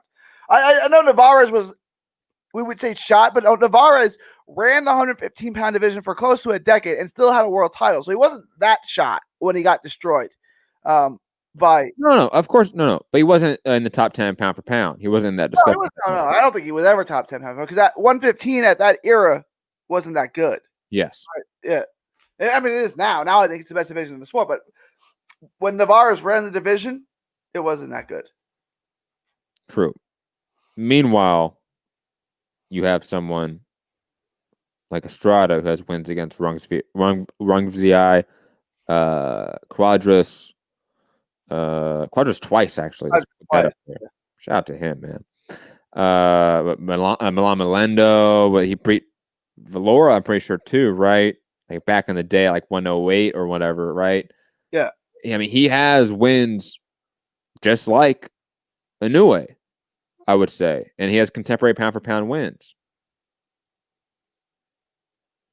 Inoue has feasted on guys that are a little bit older. Let's be honest. Donaire, a little bit older. Nieves, a little bit older. He's not fighting a contemporary elite cadre of fighters. No, he's not. And what hurts his claim is that, like, he kind of did at 115 what Terrence Crawford's doing at 147. Like, there's a bunch of good guys to fight there, and he's not fighting them. You know, I'm not meaning it to be so. I love Terrence Crawford too, but like, you can't say Crawford's on 1 pound for pound when he hasn't beat Spence. Let's put Pacquiao to the side because Pacquiao's not fighting anyone, but he hasn't fought Thurman, Porter, Garcia, or Spence. So you can't, you know what I'm saying? Like, you can't put him at number 1 pound for pound. Right now, after what Canelo's done, what he's done, and what Inoue's done, what he's done, right? But I think Inoue's run at 115 could have been legacy making, where it's like he is a generational fighter, and he didn't do that. He can still come back down to 115, right? Because Donaire says he can make 115, and Donaire's clearly bigger than Inoue. So Inoue should come back down to 115 because the better fighter there. I don't know if you saw this in the chat, the other group chat on Twitter. I think it was on Fight Day. We were having this debate about Inoue in the group chat, and I presented the argument of, would you rather have seen Inoue, or would you rather see, I should say, Inoue fight Roman Gonzalez, Estrada, and Rungs VI, or you have him fight Donaire, Rigondeaux, and I forget who the third guy I mentioned. I'm trying to remember. Oh, Casamore. He destroys Casamoro, though. But I presented that argument, like, which one would you rather see here? Go down 15. 115. Yeah, so I mean, the Rigondeaux fight, if I can only make one for legacy, I want him to have the Rigondeaux fight, right? What? Over the winner of Estrada Gonzalez, which happens in a month. Like, so here's my thing about that fight. Over one time, Ioka Tanaka winner, which is happening in a week. That could be in this conversation too. Like, the winner of that might supplant certain people in this conversation. I love those fights. I don't think they have any real draw in the United States, where Rigondeaux is a name, right? And he does. We love that fight. Look, I think he has to fight Rigondeaux and has to fight. If Gonzalez wins, those would be the 2 fights I would make, right? Rigondeaux at 118, then go back down to 115 and go fight Chocolatito. Because those are Hall of Fame names, right? Like, those are the legendary names. Those are the names that you want to be remembered with, right? Like, Chocolatito Gonzalez still to this day has a better legacy than Inoue. Would you agree with that? Absolutely. Okay, so you got to go beat him. You know what I'm saying? Like, Rigondeaux is the kind of the small guy who made a name for himself in the U.S. Go beat him. Go beat him and go beat Chocolatito. Should Chocolatito win? If Estrada wins, go beat Estrada. But Chocolatito is the one you want because Chocolatito has the best legacy of the bunch. Yeah, but Estrada has a better legacy than Rigondeaux. Okay, then if Estrada would go for those, your next 2 fights, I would say would be, if I could wave a magic wand, would be Rigondeaux next, and then fight the winner of Chocolatito and Estrada. If it's me, I would want it to be Chocolatito because that's the bigger. Yeah. Legacy. Yes, like man, that fight's gonna be hard, man. That's like watching your kids fight, isn't it? Jesus Christ! When we get to that topic, man, I'm just gonna like cry a little bit in the inside, but also be so happy. I think Inoue has some work to do before he's in that number 2 discussion. I'll be honest. I think he cleaned out, or is on the way to cleaning out, because he hasn't cleaned out yet, I should say. He's on the way to cleaning out a division that isn't the deepest comparative to a division right next to it that he skipped over, and that bugs me. I'll be honest. Like that like almost like offends me. Like that'd be like Crawford jumping up to 154 and avoiding 147 forever. Like, imagine that. Imagine Crawford never fought any of the guys we always talk about him fighting. He moved to 154 and never fought them. That's what, and then he beats Harrison and he beats Charlo. It's like, those are good wins. It's like, cool, like whatever. But like, you didn't fight Spence, you didn't fight Thurman. You know, again, let's put Pacquiao out because I don't think Pacquiao's ever going to fight anybody good again. Tom Porter, Danny Garcia. You didn't fight any of those guys. Those are the fights we want to see. That's just how it is. And similar, I think Inoue, like Casamora, Obali, Donaire rematch, Rigondeaux, like they're all good fights and sometimes even great fights. But there's even greater fights just 3 pounds south. It's not that hard. He's already been in that division. He was on their undercards. People forget that. He was on their undercards to set up fights with them. And then he was like, nah, I'm good. He saw Sarakac or Rung Vi completely obliterate Chocolatito in that rematch. And like, I'm good.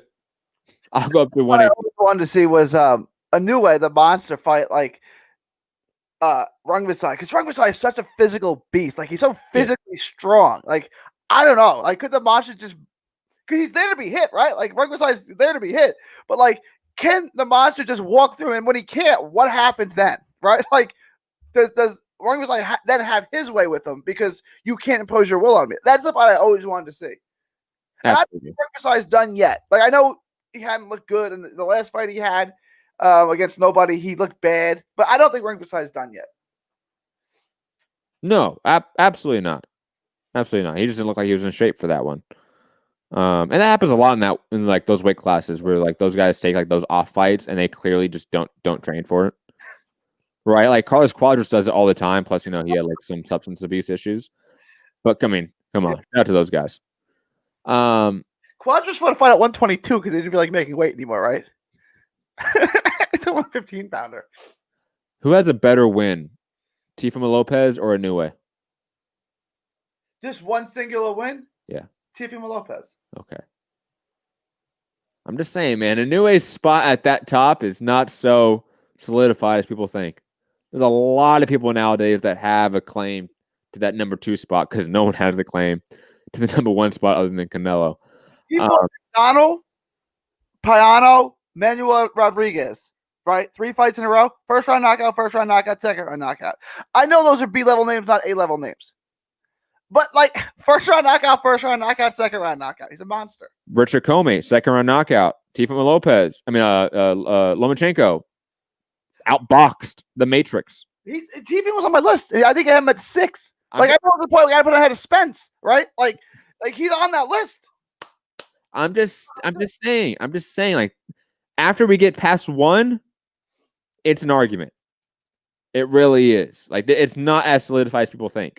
Spence, Crawford, Usyk nowadays. I love how like no one ever mentions Usyk as that number 2 spot anymore. I got him at 3 or 4. I after we go to 2, then I think Usyk has a claim. He's got to win a belt though at heavyweight because he still doesn't want a belt, right? When he beats AJ, now there's a real argument, right? Because he's beaten everyone at cruiserweight, and then he went up to heavyweight, beating guys much bigger than him, which he will do. He will beat AJ, and now he's got 3 belts at heavyweight. So I think once Usyk beats AJ, then you can have a conversation. Is Usyk number 2?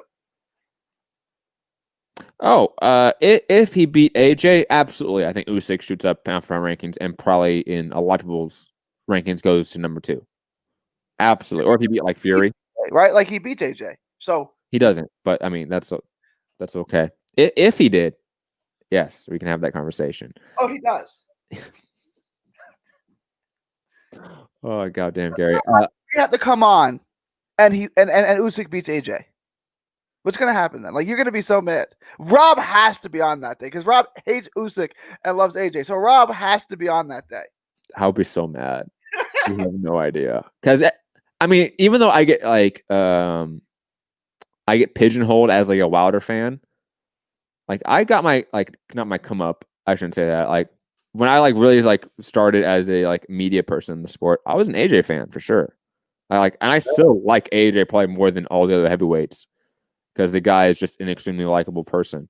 I just don't interview him. Like I've never had the chance to interview him. I never had the chance to go to his camp. So like I think that's why, I guess. And plus, I like PBC as a model. I think like outside of the Wilder fanboys, right? Like AJ is a good he's like Kobe. He's a good ambassador for a sport. He's a good guy. He speaks well. He fights everyone. You can't question his resume. He'll take every single fight, right? Like so, like there's nothing to dislike about AJ. And like once his career is over, he's got to career after boxing. Like, he shouldn't be a guy that hangs on too long, right? Because he can do a million things outside the ring. So, like, I think, like, the Wilder fanboys are the Wilder fanboys. Put them aside. Everyone else at least has an appreciation for AJ. Yeah, absolutely. And plus, I mean, like, let's just be honest, like those top 3 heavyweights are just so extremely marketable. Yeah. Like even Fury, like look at his like renaissance as like a character and a persona. That's absolutely because he's a marketable person.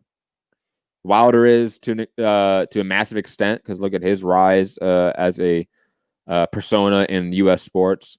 Same with AJ in the greater sports landscape. So absolutely. Digressing though, moving on. Let's get to, since we talked about him, Teofimo Lopez was at the Canelo fight, and he looked like he was hyped, man. He was having a great time, wasn't he, Gary? You can tell when someone loves boxing, and he loves boxing. But let's get into the offer he demands from Eddie Hearns. Not that he demands. I mean, I think he did demand it, to be fair. But Eddie said, okay, man, so let's get to it. I think this is from Fight Hype or Fight Hub, one of the fights. Bob's watching there, look. Give us 10 million, we fight Devin tomorrow. Devin, how much? 10 million. Okay. You can do that? Oh, shit. I can do that. Yeah? You do it? Let's do it. You won't be allowed, that's the problem. You won't be You're allowed. talking to the wrong people. You gotta talk to me. You're Really? talking to the wrong people. No, but, I don't want to get in trouble. You don't I want don't want to breach to contracts, I don't want to get in trouble. Eddie is so funny in this clip for some reason to me. I don't know why. I think it's just hilarious. I mean, to be fair, Teofimo Lopez, his base payment now is $5 million, right? That's your base and your ceiling. Sorry, kid. Like, how much more are you gonna? The guy's had 2 main events. You know what's sad is that if like Lopez had beat like Loma heading into 2018, this 100% happens with that amount of money, right? Yeah. Like the zone 1000% offers up the bag if this was 2018. It's not. It's 2020 now, almost 2021. This is not happening because the zone does not have that money. $10 million. 5 is a lot. Like 5, $10 million. Maybe it means like a $10 million split, like in terms of like that's the total pot, and like him and Haney split that. Like he gets 7, Haney gets 3. Why would Haney's going to get destroyed in that fight? Why would you do that to your 20? He's 20 years old. He's 22 now. Why would you do that to him? He's not competitive in that fight. Shout out to Eddie though, because he knows that he can just say yes, and he doesn't have to mean it, and he can be caught on camera saying yes, and it doesn't matter. I don't know, right? Like, do you remember when Crawford and Spence had their face off? Bob Arum was there, and Bob Arum is contractually obligated not to speak to Errol Spence. So when Crawford and Spence were facing off, every time Arum wanted to say something about Spence, he'd look away and say it because he's not allowed to talk contractually. So I don't know. Like, maybe he can't. Yeah, I don't know. Maybe he can't agree to anything on the record. You know what I'm saying? Like, this camera's here. I can't agree to anything. I don't remember that. I need to go back and watch it now. Oh, God. Bob Arum, who is a lawyer, I would know that. So, oh, my God. I think that we don't get that fight, not really because of the money, to be honest. I think it's just because you don't want to rush Haney into this situation. Right? Like, the money is not the issue, to be honest. Like, that might be used as like the smoke screen for why this fight doesn't happen at the end of the day. Yeah. But the reality is that Haney is not ready for this fight. Like, sorry. At least Lopez beat Richard Comey on the come up. Like, actually had a belt that like he earned from a top 5 level lightweight. Haney did neither.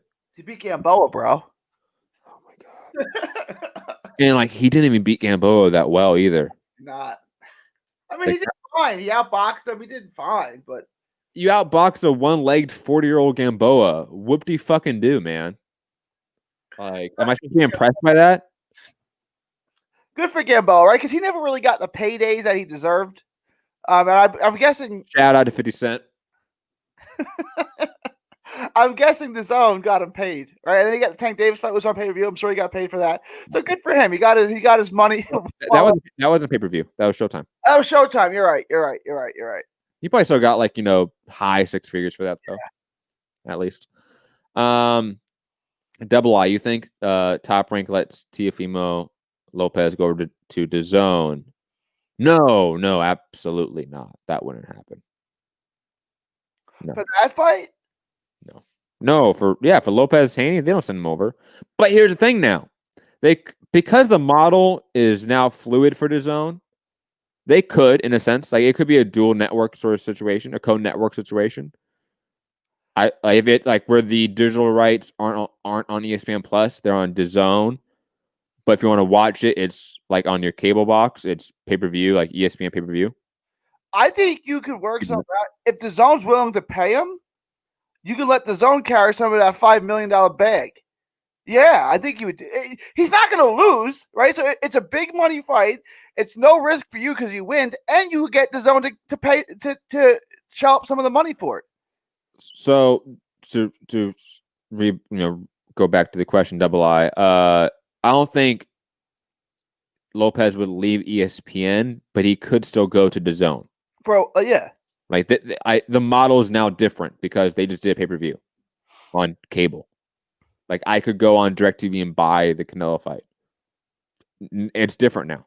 I still don't think it happened, but I think it could. I think it could. I just don't think Eddie Hearns that crazy yet. And like I've been stating from the very jump, these big fights have them not materializing has nothing to do with these networks and promoters not being able to work together. It's them deciding as a businessman or a business team that this is not the right time for this fight at this moment. That is 90% of the reasons why we don't get big fights. Right. When Fury and Wilder were ready to fight, they fought twice. You know what I'm saying? If they really want to work it out, they'll work it out. And even the rematch, Fury wasn't ready for the rematch. Yeah. Remember, he had the rematch contract. He didn't sign it, and they went and fought other opponents, and they came back and had the rematch. And he was ready. The other guy who was awful. Yes. Yeah. So, I think that this, again, thinking about DAZN, and we're going to talk about it also later on the show with the Castano fight. If you're not the big guy, it shouldn't be an issue to send people over as well. But the big guys and the big matchups, you can make these co-network situations here and make it work and make money, and every party's satisfied, especially if it's a big fight. And I think when Lopez Haney is ready to be made, because it's not ready right now, that will be a big fight. That's one of those on pay-per-view, it would do 225, 250. Right? In terms of pay-per-view buy rate, 250,000 pay-per-view buys. Kind of seems where I would predict it when it is ready to be made in, let's say, a year or two. But what if Devin Haney's not that good? He might not be that good, and he's going to lose that fight. But he's still, generally speaking, a massive internet sensation. Yeah. He has that Ryan Garcia effect in a way, where people are drawn to him.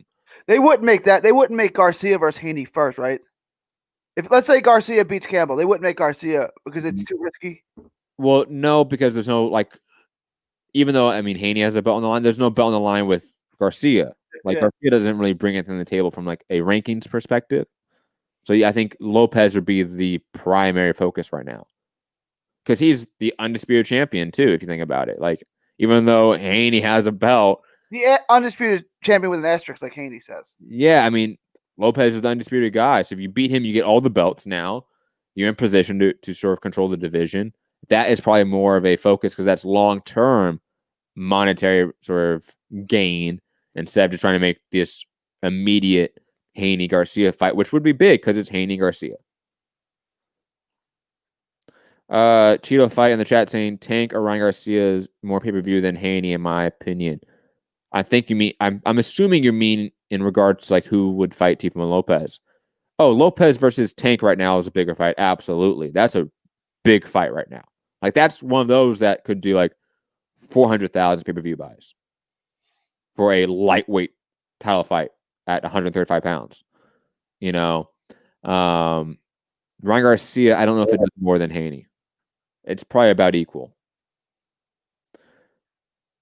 Gary, though, any other thoughts on Teofimo Lopez versus Haney? That's not happening next, obviously. That's not happening next. That's not. We're going to get George Kambosos in Australia. Right?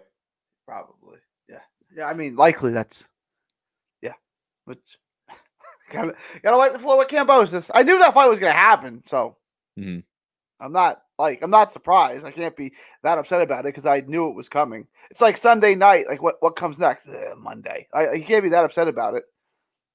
Another guy that was at the DAZN Canelo card that was not a DAZN fighter was Earl Spence. Obviously, a Texas fighter though, so obviously he had to come and support his fellow Texas event, right? And he was asked by Chris Mannix regarding Terrence Crawford. And he responded that he deserves a higher split than Crawford, 60-40 or 70-30.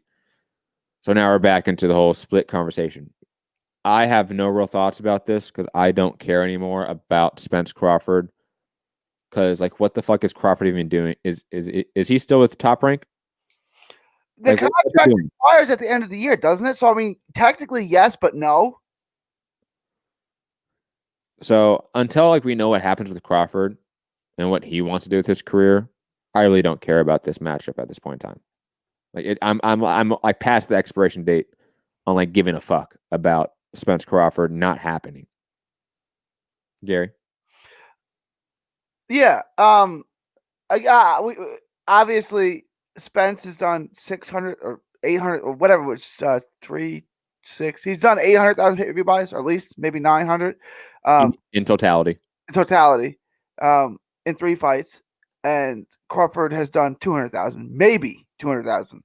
So, I mean, obviously Spence is the bigger draw, so he gets the bigger purse. I put this out there. Matt didn't like it. I said, the Spence, look, Crawford, like, you're not getting the lion's share. You're not getting the bigger end of the stick here because there's no way to justify that using revenue, right? So here's what we can do. Spence gets 45, you get 40 guaranteed. What does that leave? That leaves 15%. That 15% goes to the winner. If you win, you got the lion's share. If Spence wins, you got a 60-40. If there's a draw, it's split down the middle. Or no contest. And Gary said that on Twitter, and I responded to him that that's not going to happen due to, one, what happens when it's a draw or contest, and then it gets back to, well, then who gets the majority split? And they don't want it to be an even split either. So that's why that's a hang up. And plus, I think fighters want guaranteed money at the very top for a litany of reasons. So that's why the whole winner can take it all, so to speak, even though that's not what you're saying, right? That mentality is frowned upon in the boxing business, if that makes sense. Why? I get it is, but why? You don't think you're going to win? You know what I'm saying? Like, no, it has nothing to do with that. It's, hey, if we fight and no matter what happens, if I die, I want this money to be guaranteed. Like, to be honest, like when I've asked top level fighters about that idea, and that's usually what I'll get. Like, no, man, you're gonna tell me I don't know what happens going into that fight, how much money I'm gonna make. I could die in there. No, I'm not. I want to know exactly how much money I'm gonna make going into that fight. I want guarantees. Absolutely. Well, you're getting a guarantee. You're getting 2 guarantees. You're getting a guaranteed purse, then you're getting a guaranteed 45% split, and then you're getting a guaranteed 15% if you win. If you win. Let's say I trip and fall and, on the stool like a $1 million baby, and I'm out. You got 45%. Yeah, but Gary, you're asking, I get it. You're asking these guys who've done this their entire lives. I get it. And they get to the very top to where they can maximize the decades of pain, sweat, tears, blood, all that stuff to not have a guaranteed check. And and Gary, I know you're going to say, yeah, but we're going to guarantee X, Y, and Z. But you know what I mean by guaranteed. We don't need to play semantics here, Gary. You know what I mean. Listeners know what I mean. I know what I mean. We all know what I mean.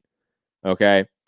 Those fighters are going to say, fuck that. I want a guaranteed split. I want a guaranteed amount.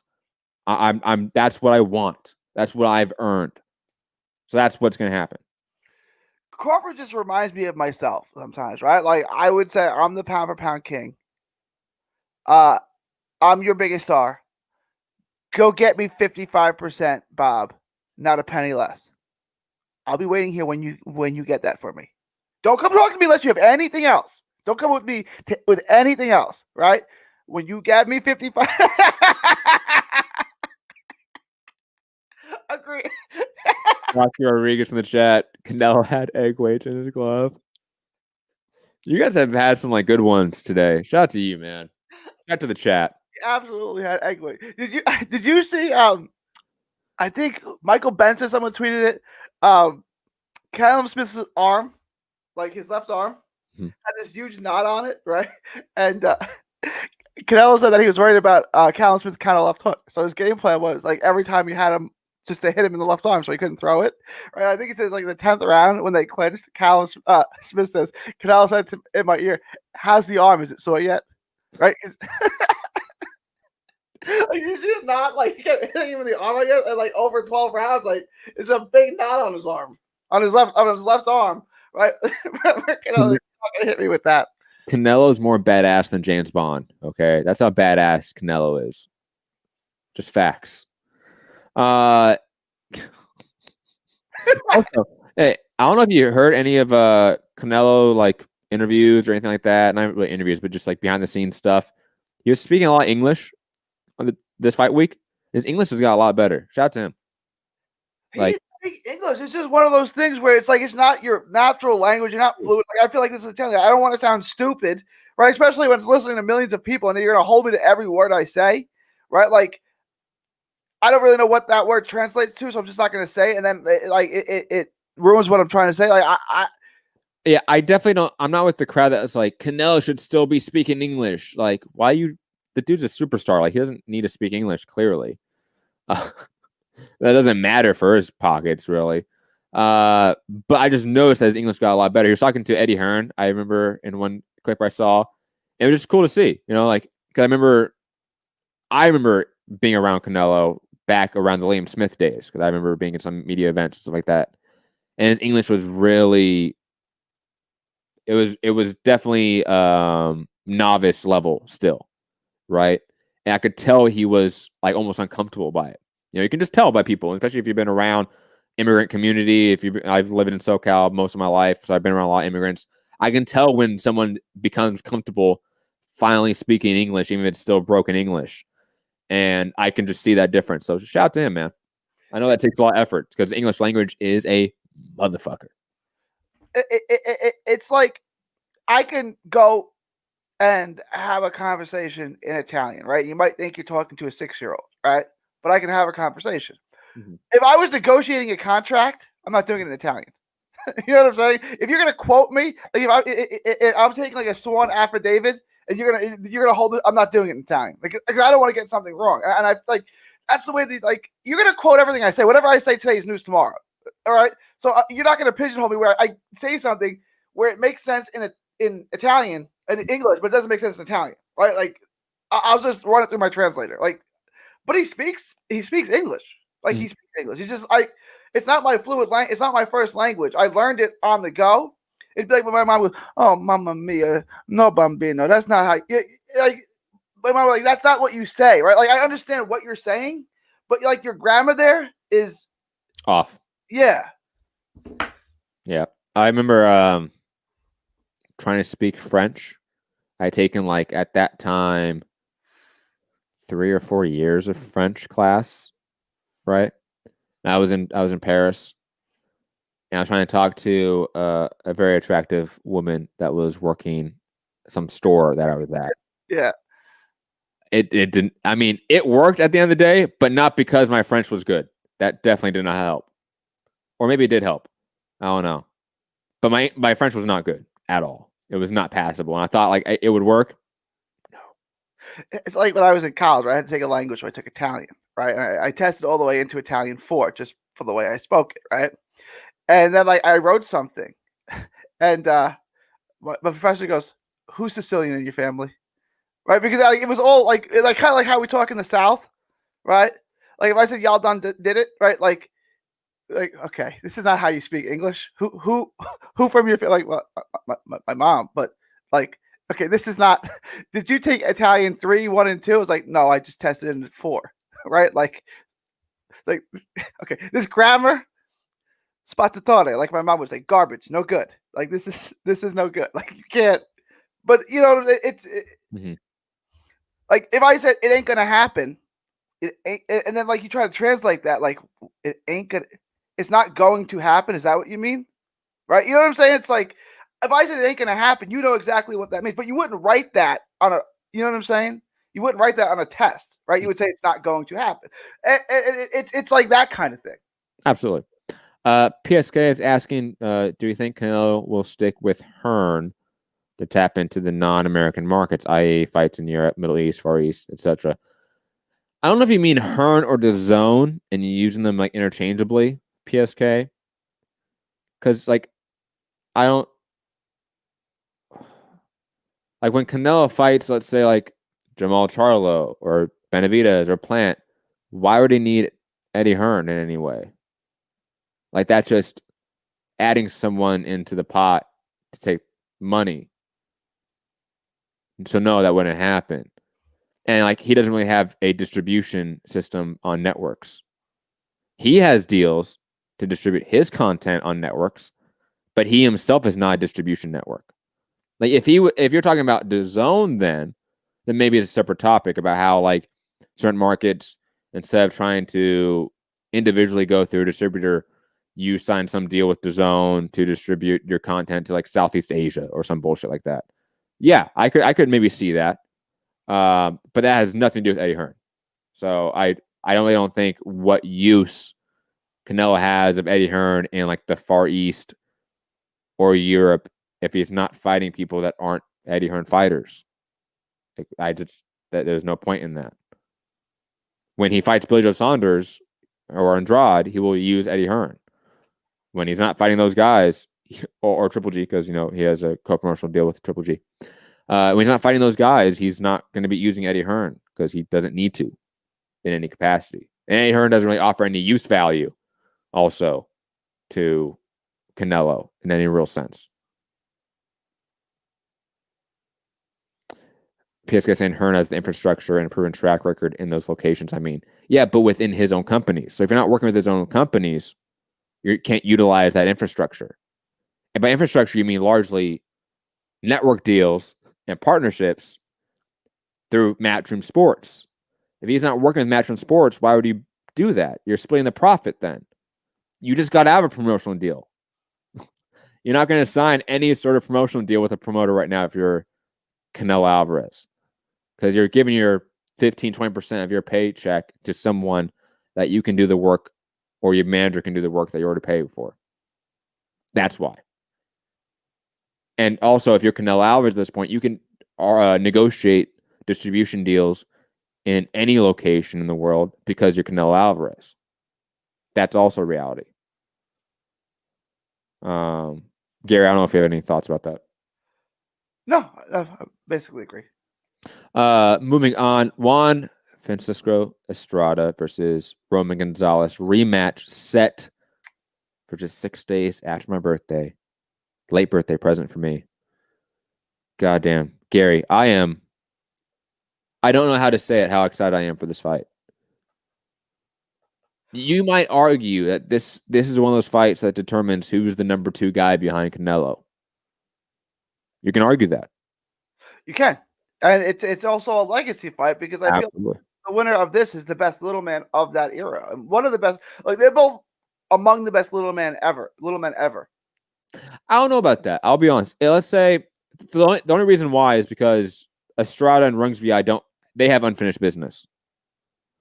So let's say Estrada beats Roman Gonzalez, and then Rungs VI comes in and beats Estrada in the trilogy fight. Rungs VI is the best guy of his generation because he beat Gonzalez twice. beat Estrada twice, right? He would have to be the best guy of his generation, right? Yeah, no, you're right about that. You're right about that. His only real like loss is a also contentious decision to like Quadras. Quadras, yeah. You Well, know? and a very controversial decision. Yeah. Not that it was a bad decision, it just kind of went out of the way and it ended because of a butt in the 7th round. Yeah, and Quadras is one of those guys, like he's like the Danny Garcia of this bunch, man. Like he might not be the best guy, but he's number 6 or 7. And he's always there. Yeah. Always there. And he always presents really tough fights for the top level guys. So you're right in a sense that this can determine that, but it may not. Because let's say if Roman Gonzalez wins, I think most people will kind of forgive the losses to Rungsvi and just say that Gonzalez was the best of his generation. It kind of like split Zerakat and Estrada from almost like a separate generation, if that makes sense. Like you're going to start seeing that divide of like who's really in that generation or not, who's like a standover from another generation or going to be in a future one.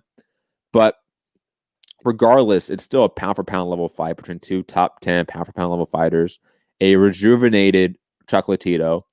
Estrada is still at the peak of his game, coming off a fight of the year contender, if not the fight of the year, with Quadras. I'm excited for it. Like this is in the, let's say, just to extend this to like include this into 2020, like the first few months of 2021. This Aoka Tanaka, Fury Wilder 2. I'm trying to think of like other fights that got me really, really hyped. Katie Taylor, Defon Pursoon 2. Like those are the fights that made me the most excited for 2020, 2021. This is number 1 for me. Really? This is such a good fight. It's a legacy fight. Like it's such a legacy fight, and we don't know who's going to win. Like this is really a fifth. I don't even know who I'm going to pick at this point. Like I got to go back and watch Chocolatito's last fight again. I don't know. Do you know? Do you have a pick who's going to win this fight? I really don't. I don't know. Like gun to my head, probably leaning Estrada, but I might say fuck that and just pick Roman Gonzalez because it's Roman Gonzalez. It's a true 50-50 fight. It's like 51-49, depending on your opinion on the Estrada Quadras fight, probably. Right? Because that fight was so close, so competitive, when most people didn't think it was going to be that competitive. To be honest, Quadras hadn't been looking that great lately. He looked like he was starting to, see the end of his career in a sense. But I don't know. Again, you're talking about a fight that's at divergent paths of careers here, right? Like Roman Gonzalez is just regaining ground that he lost completely in back-to-back devastating losses. Estrada, except for the very close loss to Rungsvi, which he avenged, obviously, he's been on a tear since he lost to Roman Gonzalez years ago. Yeah. So you have a guy that's in his peak against a guy that's trying to regain his prime. It's just a fascinating fight. And I also think like the worst opponent for Estrada. Like regardless of how much wear and tear Gonzalez has, his style should be able to beat Estrada, to be honest. Like if we can exclude the wear and tear factor, exclude some other X factors, Roman Gonzalez probably should be the favorite, but those X factors tip the scales in ways. I want to say about the Quadras fight was Estrada was clearly the classier boxer. And perhaps if this fight wasn't in Mexico, he would have boxed him more and won a fight and won a decision. But it couldn't go down that way. They had to stand, they had to slug, and they had to trade because it's Quadras and Estrada in Mexico. If this fight was in LA, if this fight was in New York, if this fight was in Texas, maybe Quadras outboxed him. But this is my hometown. I mean, this is my home country. We got to stand and slug. There's no other way this can go down. As someone that saw Roman Gonzalez Quadras in LA at the Forum, they would have slugged it anyway. Dude, that crowd was insane. That was amazing. That's probably still one of the best fights I've ever seen live, except for Canelo Triple G, the first one. PSK saying think Estrada is a bit more fresh in comparison to Chocolatito. The Yafe win kind of created an illusion in terms of where Chocolatito is. Yafe wasn't the best in reality. True, but he was still a top 10 guy. Yafe's good. I mean, that division's really good, so it's hard to move him up much higher than 6, 7, 8, 9, like in that area. But like, no, that's a good win. No one here. I did because I was rooting as a fan. Pick Chocolatito, but Yafe was the one everyone was picking. Yes. Right? I want to say everyone was picking Yafe, or at least most people were. Right. Yeah. I mean, I didn't because you're like, you're really going to pick Chocolatito. I'm like, one last time. Like, I didn't want that ride to be over with. So it's like, okay, Gonzalez has got to win one more time because I'm not ready for the Chocolatito's career to be over with. And if he would have lost, him as a great fighter. Now, he would still have name value. People would still want to beat him on the way up. But like him as a legendary fighter, that would have been done with. Yeah, absolutely. Any other thoughts on Estrada Gonzalez?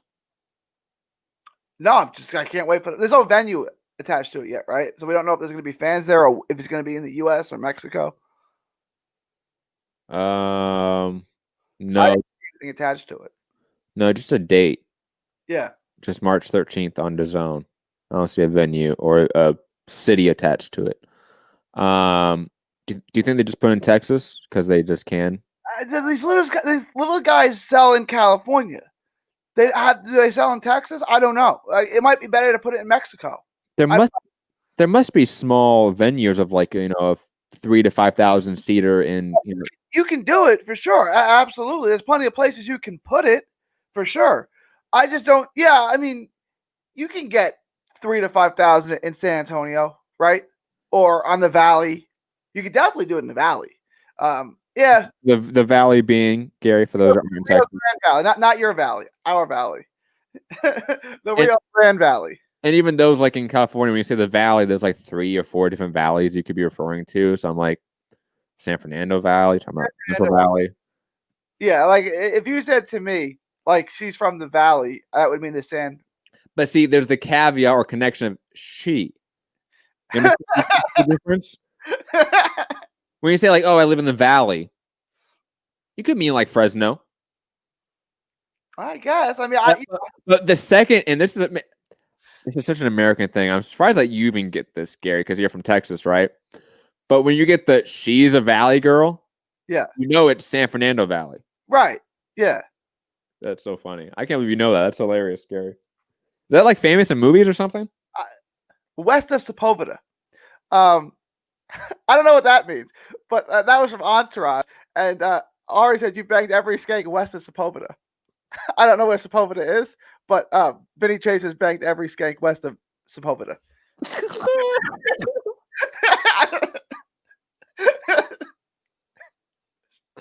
Oh my God! Where is Sepulveda? I mean, well, like there's Sepulveda Boulevard is a long fucking streets. I mean, like you get downtown, you can get all the way in like fucking like Torrance almost, basically with Sepulveda. So it just depends where you're at. I'm assuming he means like downtown. Okay. And I'm not going to talk about what that implies. I don't know what because I'm not from there. I'm not going to step in that fucking hornet's nest of information. No, I'm good. I know how not to get canceled.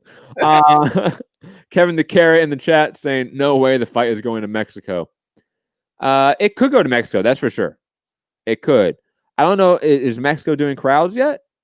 Because I remember Estrada Cuadras was in Mexico, but that had no fans in attendance, right? I think it depends where, right? Because Roy Jones Jr. has been doing cards down in Mexico. I'm guessing those have to have fans, right? Because they're not getting a ton of money off the UFC package, right? So because they have their fights on UFC, the UFC Fight Pass. They can't be making much money on that, right? I mean, I don't know. It's a streaming deal, man. Like it might be more money than you think. Yeah, maybe. Because most regional promotions don't get network or streaming deals of any variety. They put them down in Mexico as opposed to in the United States. You know what I'm saying? I was thinking they had. I don't know. Logistics of travel for fighters. Maybe. Might be for that reason. Yeah, maybe. Might do it for that reason. You know, the customs, and now with COVID, like that might be a whole nother level of issues there. So that might be why more so than fans. But I mean, hey, if you want fans in attendance, clearly Texas is like, we're here, man. We're open as much as we can be. You can come here. We don't care about COVID. That doesn't exist. Shout out to Texas. Gary, you didn't go, huh? No, I had stuff going, like Christmas stuff, like, and like my wife had things. Your wife said no, didn't she? It's not that she said no.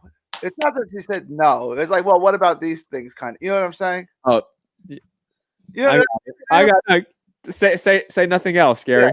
Say nothing else. I know she's behind you with a gun. Like, don't you dare say it. I was gonna let you go that fight. It didn't say no. It would be like, you're in high school. And you say I'm going out here. Your mom's like, well, don't you have a test to study for? Like. I like how you compare Christmas with your kids to taking a test at school. Digressing, Gary. Let's get hyped. Our boy Castano is back in fucking action, man, and also in a awesome doubleheader too. Joseph Diaz is back versus undefeated prospect Shavik Rakimov, homie Rakimov here. And obviously Teixeira versus Castano as the co-main event. I want to make it known that we have a PBC fighter on DAZN. Suck it, Liam Roskell. It isn't mandatory when it went to purse bids. Did it go to purse bids or no? No, I don't think. I don't remember. I know it was one of those things like Fury and Wild. Like, it's going to go to purse bids unless. No, I think it did go to purse bids. I think it did. If it ever finally went to purse bids or not, or if they reached an agreement. I think it did. Hold on, I forget. Regardless, though, Gary, your thoughts on the doubleheader? Do we care about this guy that Jojo Diaz is fighting? Yeah, he's good. Okay. I mean, for Eastern European prospect, hasn't fought a lot of people. He's good. Okay. Heavy-handed. I mean, he should at least present a challenge. A challenge, or he's gonna be fun as he gets obliterated. Okay. Like he might think he's really good because he's knocked out a bunch of people, and then he goes in there and Joseph Diaz like blitzes him, and it's over in like 4 rounds. I don't think that happens. I think it's gonna be a fun like 8-10 rounder where like Joseph Diaz gets a TKO. If I had to predict. All right. So remember when Barrios got his mandatory the vacant title shot for the WBA regular against Batir Akhmadov, and I was like, just kind of win this fight. Like, this is not going to be an easy fight. Just win the fight. Like, that's what you're saying, Jojo Diaz do. It's not going to be an easy fight, so just win the fight and get to the next one. Like, he's not going to look spectacular in it because the opponent is unknown but pretty good. Is it like? Is it? Yeah, I mean, I guess I don't think it's as competitive as that. I think Rakimov is far more like as Kevin says in the chat, he's far more raw. Like, I don't think he's as his abilities as a boxer aren't really there, but he's a brute. So he's going to go in there and try to slug it out, I think, with Joseph Diaz, who isn't also the greatest boxer in the world, but the guy's clearly talented. He's won a championship against Sun Farmer. Outboxed him on the way to beating him up, to be honest. So Joseph Diaz is going to be able to outbox Rakimov, and I think should be able to actually outfight him on the inside. I think that Rakimov's knockout ratio is obviously inflated due to competition level. Joseph Diaz isn't the heaviest handed guy, but I always go back to that Gary Russell fight where he arguably like played spoiler there and roughed up Gary Russell the whole night. So I think Joseph Diaz has underrated power. The co-main event, I'll be honest, Gary, I'm thinking it's going to be more competitive than we want to believe as Castano fanboys. Teixeira can bang, man. It's competitive. Castano's just more complete offensively, so eventually that's gonna be the difference. No, I think the fight's fire. I'm into this fight. I think this is a as they would say, a cracker, right? I just think Castano is so much more complete offensively that'll wear it out. And he'll stop him late in the fight, but it's fireworks while it lasts. I think Castano's a lot. Castano gets hit too much, that's for sure. But he's so good offensively. He's so complete offensively that he'll win the fight and he'll stop Teixeira late, and it's fun while it lasts. Like he'll eat plenty of big shots because Teixeira's good, but Castano will break him down eventually and win the fight. My prediction: this fight's far closer than you think. It goes the full distance, and it might be even controversial. If this thing goes the distance, we're gonna have an early candidate for fight of the year. If this goes the distance, I cannot wait. And it's February too, so it's early. Yeah. Oh, fuck yeah! Remember, like 2020, our February, it was like Ugas versus Mike Dallas. It's the last fight I went to live. That's so sad. So sad. Also announced another great fight, a cracker, as they say in the UK, right? Angelo Leo versus Stephen Fulton rescheduled in January 23rd, Showtime triple header. Gary, your thoughts? Originally, when they announced it, said it's a close fight. I'll lean towards Fulton. Now they announced it because this was a fight that the mighty midget what's his name Oh fuck! Don't ask me his name. God, put me on the spot, Gary. It's we're deep into this show. You want me to remember these guys' name off the top of my head? But so Fulton was supposed to have this fight before, right? Mm-hmm. And I would have leaned towards Fulton in a very close fight. Now I'm going to go the other way. Leo looked really, and give me 1 second. Leo looked really. Tremaine Williams, was that his name? Yeah, looked really good against Tremaine Williams. So and it's the same kind. It's a boxer mover. I think Tremaine Williams is, although short, and not as lengthy, long as Fulton, is probably even more slippery. And Leo, after the first couple rounds, had no problems with him. So I'm going to lean towards Leo in this fight, but it's a good contrast in styles. I just think Leo does enough, makes him uncomfortable, gets in his grill, and keeps firing shots, and he wins a decision, a competitive decision, but a clear decision. Chito Fight in the chat on an unrelated note saying that there's not many good boxers from Brazil that I can think of compared to MMA. I think in large part, I forget why that is. I think it's just because there wasn't that almost like traditionalist sense of the sport. Like it was always there, I want to say. Like Argentina, Colombia, like all these places, I think it's due to probably Spanish colonialization, had boxing influence. And that's probably the difference. You know, Brazil being colonized by Portugal, that might be a difference as well. And obviously having more of a traditional martial art influence in the last 100 years, of course. But there's also some good Brazilian boxers right now. The Foogatti brothers are pretty good. I would check them out. Back to Angelo Leo, Stephen Fulton. Angelo Leo should, in my opinion, win this fight kind of handedly. I'll be honest, because I think the Tremaine Williams fight was like the best like practice run for Stephen Fulton. He's now faced that style, adapted to it, was able to kind of dominate it, and obviously the second half of the fight. He's going to go into this fight with Fulton and already have seen this style, already have seen a very slick counterboxer that does not want to be on the inside with him, that wants to be on the outside with lateral movement consistently, working traps, working angles. And he dealt with that kind of handedly after round 4. And Fulton's better than Tremaine Williams, but I've never been like super impressed by Stephen Fulton. So Angelo Leo should pick up the win here in a really good fight.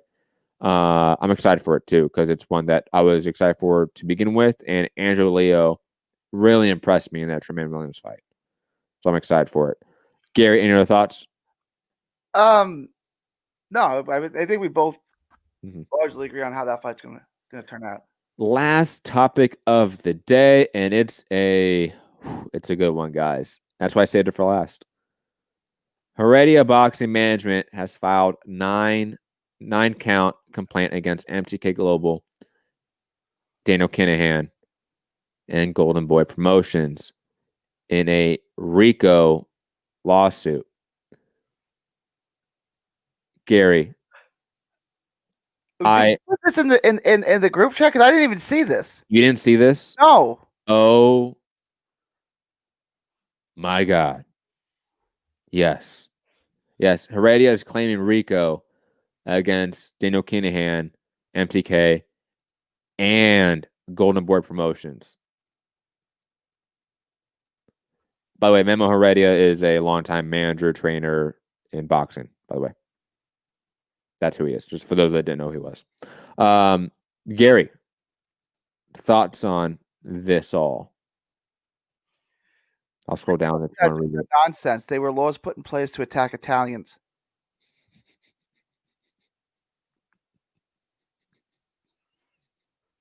Is that your real take? Do you really think that about Rico? Not the whole thing, but it's a part of it. Well, I mean, yeah, the mafia was definitely, Italian run mostly. So that's I haven't read the story. I didn't even see this in the chat. I don't even know about the story. Like you hit me with. Okay, well, breaking news, Gary. Your thoughts on this, man? I don't know. I don't know. I mean, I'm not surprised. I mean, is Kinahan a billionaire? No, does he have $1 billion? He's gonna have a legal team too, right? So he's gonna fight this. I don't know. I mean, look, is the Kinahan organized crime group committing crimes? The name would say so, right? Like, I don't know. Like, I'm not surprised, but like, he's a professional criminal, so he's not going to take it lying down. I'm just going to watch my words very carefully from this point on about this topic, because I don't want a fucking horse head in my bed. I'm good on that.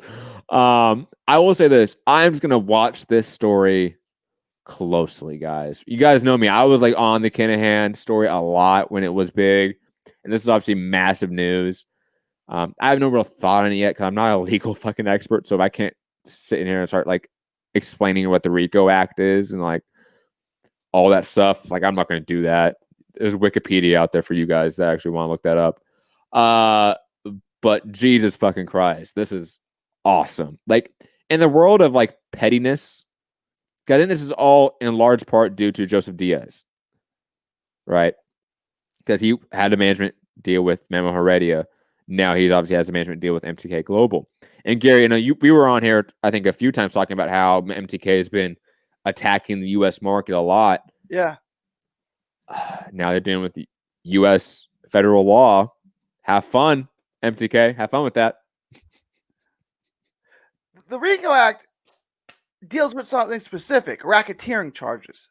Yes. I don't know exactly what the charges are here. You know what I'm saying? I don't know, right? Like I'm assuming the charge is that MTK is a massive front for money laundering. It's a money laundering scheme, basically. Yeah. For Kinahan, what's the term that they use? Kinahan Organized Crime Group, the KOCG, according to the Criminal Assets Bureau in Ireland. And that obviously Golden Boy is a benefactor from that.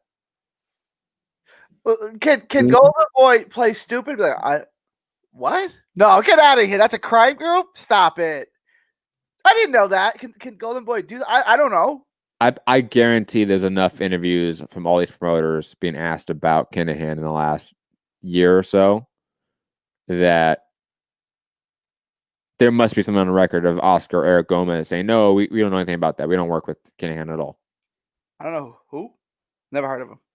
Bob said he's worked with them. So, I mean, maybe Oscar has slipped up and said he has worked with them. Never. I don't know who that is. Not familiar.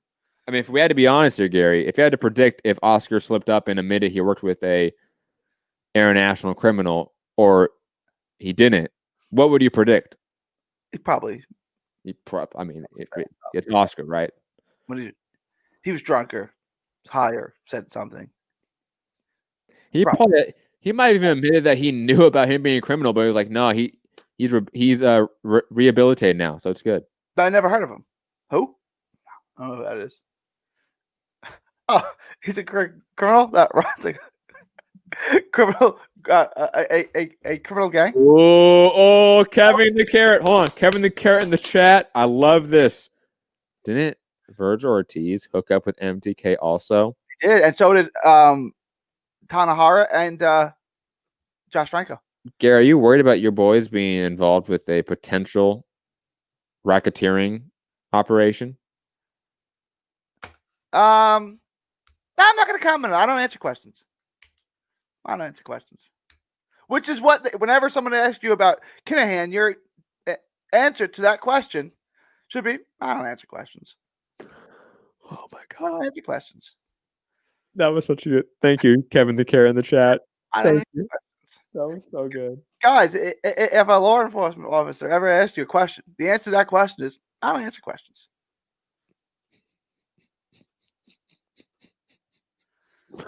Anyways, Gary, any final thoughts on today's show, man? I don't answer questions. Am I being detained?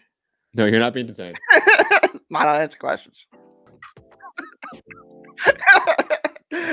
Good show. Ivan Calderon, the Iron Boy, needs to be in the Hall of Fame. 16 successful title defenses. That's more than Evander Holyfield, more than Andre Ward, more than anyone who's recently gotten in. Well, not this class because it's Mayweather and Klitschko and stuff, but prior to that, Ivan Calderon needs to be in the Hall of Fame. Follow me all on social media, 3D Boxing blog from Texas to the world. Thank you and God bless. Gary, I've been reading Marxist Capital, all 3 volumes. I've been starting that. I'm like 3 chapters in. I've been learning about commodities. That's gonna take a while. That looks like World Atlas or something. Like that's gonna take a while. It is. If I read 100 pages a day, you can finish it in 5 years.